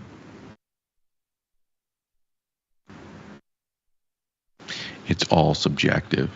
It is, Kyle. It is subjective. But when the demand is coming not from the subjectivity of evaluating the art, it was just coming from excess liquidity and money that was hoping that if you buy any random thing, it would just go up. And unfortunately, money doesn't work like that. Let's go here. Let's talk about some of the movers for today. I thought what was interesting about today, we had this discussion about the consumer yesterday with Chris. Massive pop in Dollar Tree. And so, you've got these signals right now, man. You've got these signals that, and maybe I'm reading this wrong, right? But Dollar Tree runs 11% in one day. Meme stocks are doing the meme stock thing. The long end of the yield curve is lifting. I don't know. If I'm using my old playbook, by the way, copper's going crazy to the upside, gold's at highs, silver's doing its thing. If I'm using my old playbook, this is exactly what happened the last time they pumped these things. The last time we started easing and this thing went crazy, these were the early signals. The commodities on your screen were going higher. Rates were going higher. Short squeezes were occurring. Gamma squeezes were occurring. I'm not convinced, maybe we weren't there yet. Dollar Tree just got too cheap at 65. and now it's normalized its price a little bit. Maybe that's the case. Maybe I'm making too much of just a few random data points. But I guess I'm just telling you what I see. I'm not jumping out of the window yet, but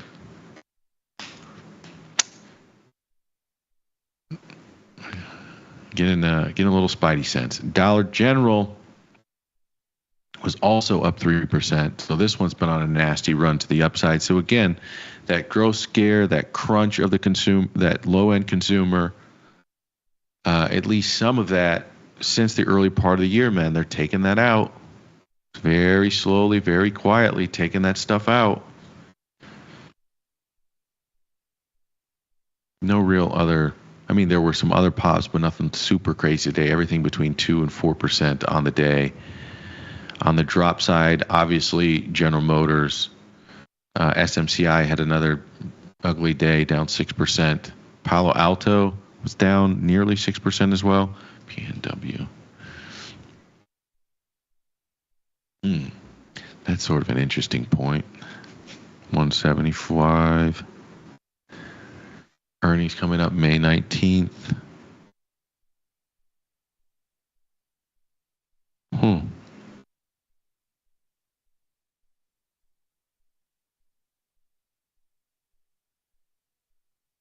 These don't look so bad. Maybe we should jump in the water in Palo Alto. PANW, some short 150s or 155, 160, something in that range. We've got 50 days. Earnings after the next cycle, so we don't got to worry about earnings. Kind of like this one. Airlines. I never told this group this. I never told the chat this. I scooped up a little bit of home builders. I'm probably going to betray a bunch of you by saying that.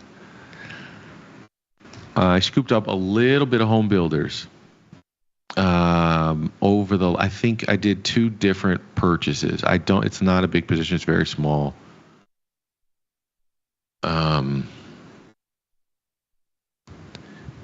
But some part of me wonders. Here.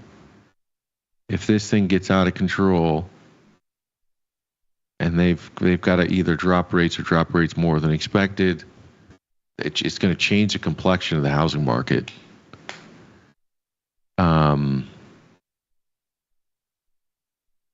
So here's the problem. Let me give you some perspective on why you should change the time frame of your chart. Because if I just look at this, which we've been watching, this 1-year daily chart, and we've been sort of trading off of this into September, we had this thesis that once they started cutting rates, that the long end would lift. Once the long end lifts, it's actually going to make housing less affordable, but houses don't respond in price that quickly. So you've got a just expensive house that's going to have higher borrowing rates. And if that happens, how can you have home builders trading at highs when you just made houses more affordable and you just made borrowing costs more expensive? How can that happen? And it took some time, but by the end of the year, that thing played itself out. And now, here's the thing. If you're still looking at a 1-year daily chart, it kind of looks like, oh, is this an interesting place to take some risk? Maybe it is, but here's the problem. If I zoom out a little bit to XHP over like a longer period of time, you can see we went on in like 2022, we went on this absolutely sick run. All of these home builders, no matter which one you bought, if it was Lennar, if it was Pulte, KB Homes, all these things went on a sick run for 2 years straight.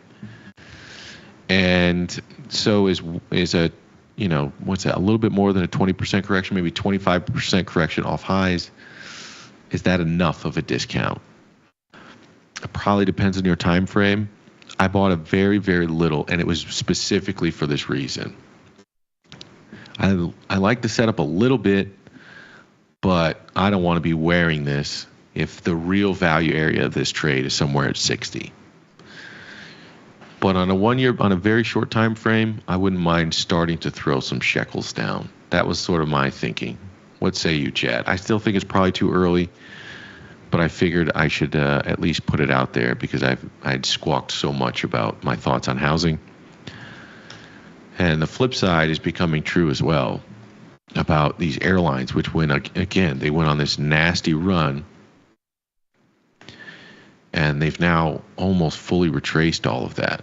All that Trump bump got taken out of all this stuff. Do you think airlines are cheap enough? Chat, what say you?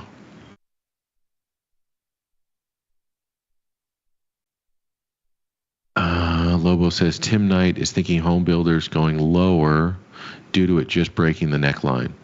Yeah, I'm definitely not going to pick the bottom. That's not my game. I think that's Tim Knight. Definitely, he's the guy to listen to. For me, it's more I just think about risk reward. So I'm never ever, unless we're talking about like scalping, and I'm talking about where I want to take risk, go long or short the S&Ps or go short vol like VIX, go long bonds. Outside of that, when it comes to stocks, I just start accumulating. I pick a point where the risk reward is interesting, and then I start accumulating. I'm not going to be a pick the bottom guy in stocks, ever. Victor pondering reminds me of my granddad.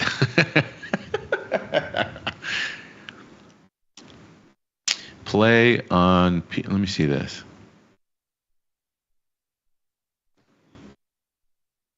D-chat, what's the last time you're referring to? Sorry, man. What did I say? Give me the full statement. I don't remember what I said that triggered that last time. O'Reilly and AutoZone popped today. No earnings, no news. Both were excellent defensive plays in the great financial crisis. God.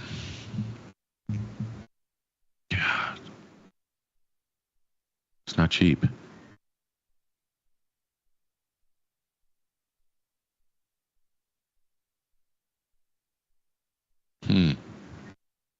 On a price basis, not cheap, but I don't know. It's multiple or valuation, so who knows? On O'Reilly, AutoZone, AZO, same thing. God damn, look at these things. How have I not seen this chart a single time? There's a few charts in the world that like are so good,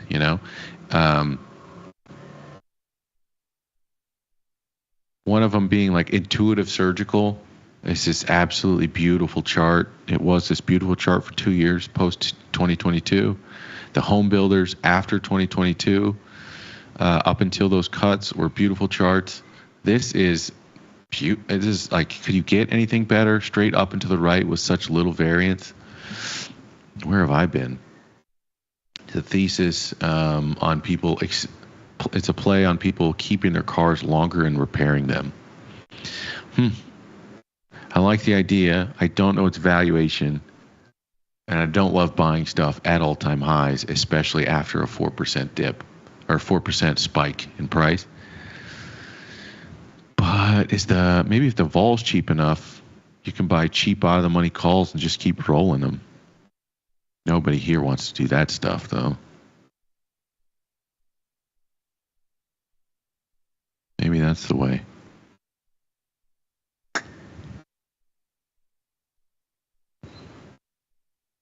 By these May 39s. I don't know if I love the boxing myself into May, though. At some point this year, we're going to get on the other side of this tariff scare, I think. I don't think it's going to be as bad as people are. I don't think it's being as bad. It's going to be as bad initially as people are afraid of. I don't know what the long term will be. I just don't see it being as bad as people's worst case scenarios. I might live to like somebody could clip that and like play that in 2 months, and it could have been the exact wrong thing to say at the exact wrong time. I'm just not buying it yet.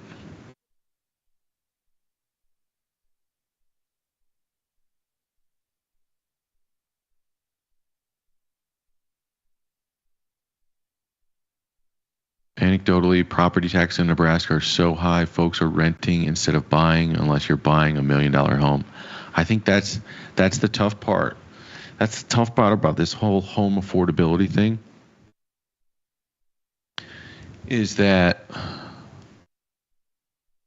like, it's not just the cost of the home, and it's not just the cost of financing. It is also the cost to insure the home, which has gone crazy over the last couple of years. And it is also the cost of taxes in many of these places, because governments are so stretched in trying to find money in the couch cushions that have also gone up. And so, like, it's all of this stuff. George Gammon, if anyone is familiar with him, he runs a channel called The Rebel Capitalist.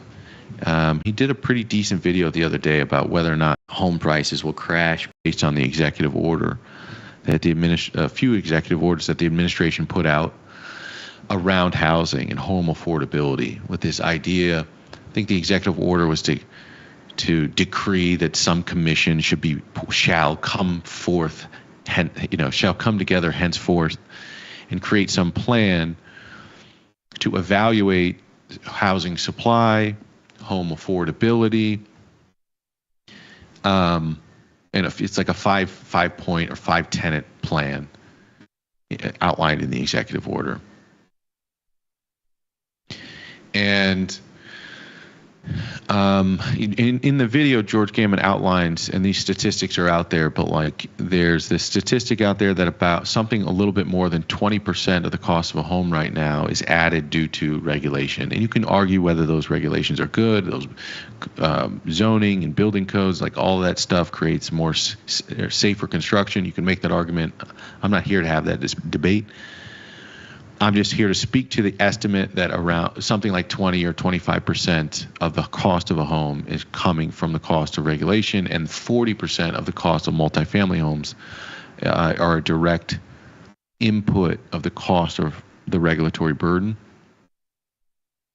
And he does some interesting things with that number, sort of back of the napkin assumptions. If you could cut regulation and you could assume you could bring out at least that portion of the home, what would happen if housing prices, a new home price, you could get lower by 20%? Because his premise is that we price homes at the margin. So even if you have an existing home which is worth, I don't know, let's call it, depending on where you are in the country, I'm trying to use a median number, but it depends on where you are in the country. So let me just say $350,000.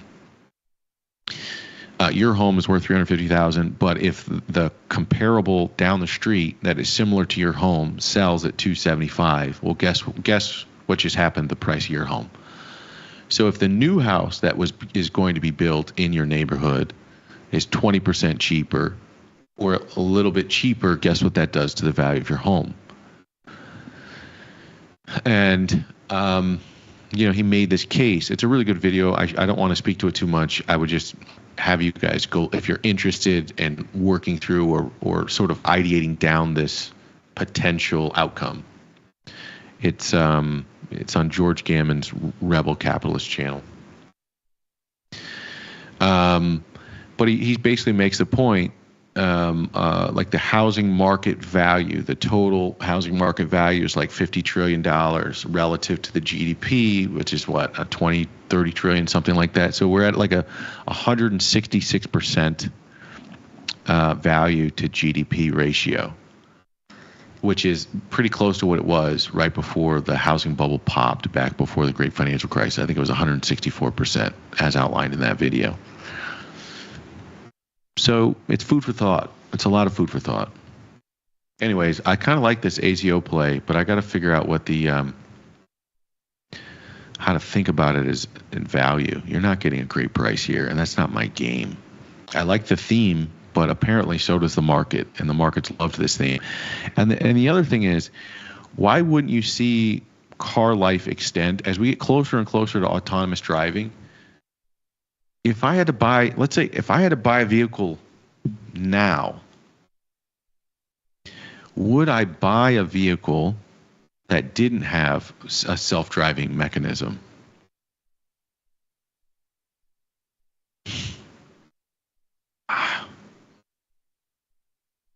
And if you do, you have to know that, like, it's going to become more common soon, right? Which will probably drive the price down, and then what you're going to have a model that's going to be obsolete, and if on a decent time frame. I don't know if it's 2 years, 5 years, 10 years, but would you buy a model, a car that does not have a self-driving mechanism in it today?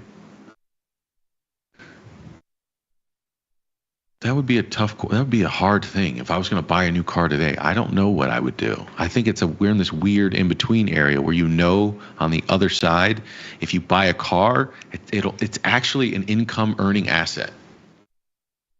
You know what I'm saying? Like, we're very close to a car going from some depreciating asset, and it will still be depreciating, but it can earn an income.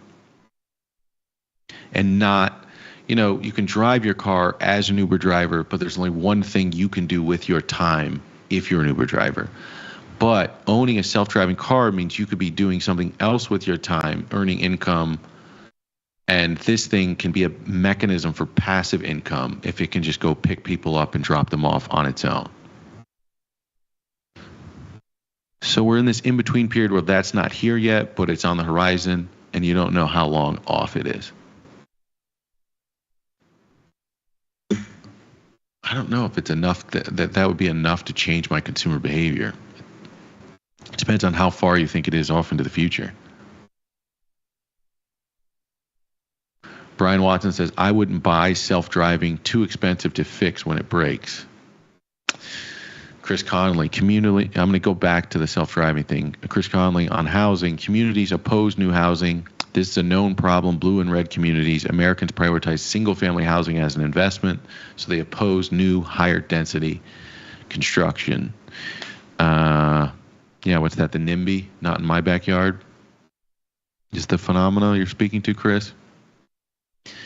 But I think this is what I keep talking about, this concept of game theory, the prisoner's dilemma, that if everyone acts in their own self-interest, if we're all going to snitch on the other person in the other interrogation room for our own benefit, then we need to understand that these conditions and these problems don't get better, they get worse. Home affordability gets worse, not better. Homelessness gets worse, not better. Crime gets worse, not better. Inequality gets worse, not better. If nobody plays the game effectively as a collective, the trajectory is obvious. So if people care about home affordability, like if the 60-ish%, I think America is at like 60-something% homeowners. So I'm going to use 65%. So let's say we have a 65% home ownership rate. As soon as you buy a house, the only thing you want that asset to do is appreciate. So your rational self-interest means that anytime something comes up at city council to build some new apartment complex or whatever in your neighborhood, you're going no way, man. More supply, equal demand. I know what that's going to do to this massive investment I've just made on behalf of myself and my family. No way. We should solve this problem, but we shouldn't solve it on my street. And that's the conundrum. That's the prisoner's dilemma that we're in. If you do not play this game as a collective, if we're not collectively willing to give up some equity or some equity appreciation, and that gets passed along to others in the society in the version of more affordable housing, or at least not being homeless. If we're not willing to do that, you can't really solve the underlying problem. Unless we're just going to build these giant communities out in the middle of nowhere. But you need to be close to a job source. Chris Connolly says, we need city leaders that prioritize home building to house more and more constituents. I think so too, man. But again, this goes back to the trade-offs, right? So it goes back to the trade-off. if so again, if we could have these single issue discussions, and you could tell me as the existing homeowner, we're going to build more supply, but okay, instead of just me getting angry, I ask the question, what do I get in return? And the state in that case, or the municipality, says we're going to lower your property taxes because we're going to be able to take those taxes from theoretically more people. Therefore, I shouldn't keep the property tax on your home at the same level. Now you've given an incentive to the existing people to act in their own rational self-interest on this single issue. We just don't have thoughtful discussions on this stuff, man. I'm not saying that's the greatest solution, but at least it's something.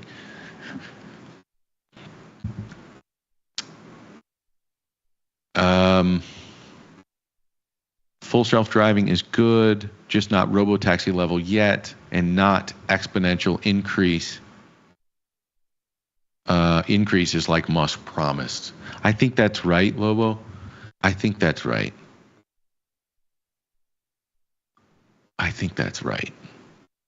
But like, what's the time frame? What's the time frame between now and the point at which you could buy a car as a passive income asset? What would you put the time frame on that? 5 years, 10 years, 20 years? How far would you put that out into the future?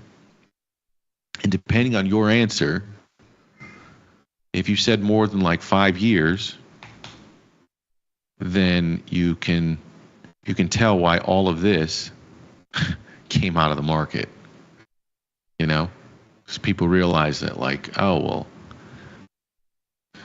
getting closer is good, passing more friendly domestic regulation is good, but I really can't pull that forward revenue into net present value yet, can I? Brian Watson says, I just want to hang out in my house all day watching Victor Jones. I don't know whether to be flattered or terrified of you. It seems like some sort of web stream. It seems like some sort of subscription package that we're creeping into a weird territory there. All right, everybody. We're a minute over. Today was fun. Definitely 5 years. Waymo is getting it done. Yeah, I think so too. That's the whole LiDAR discussion. But I don't think we're 10 years out. I think we're somewhere closer to 5 years too. And that's basically like, if you make a car purchase now, that is your last manual car. Probably the last car that you're going to buy that doesn't have the potential for passive income or close to it. What a world, man. What a world. All right. I appreciate everybody for hanging around for 90 minutes. I appreciate everybody's participation this week. I wish you the best of luck tomorrow. This is Synthetic Friday for the Price of Truth. We don't have a stream on Fridays because all you guys, I think the thinking is all you guys go out and party on Friday nights. You don't want to talk markets, but I've got to guess that we'd probably have the same audience because you guys are degenerates like me. Do me a favor, hit the like button before you get out of here. Subscribe to the channel if you haven't already. Feel free to follow me on Twitter at Victor Jones. The Owen Jones is a 0 because I like to be difficult. You can feel free to send me an email on any of these topics with any level of respect or decorum that you would like, because I think email in a private one-on-one scenario, come at me, bro. Come at me in public, you might get a different response. But victor.jones@tastylive.com. Email always open. Feel free to communicate in any form that works best for you. We'll see you back here tomorrow, same time. We'll see you back here next week, same time, same place, same great network, only on Tasty Live. Peace.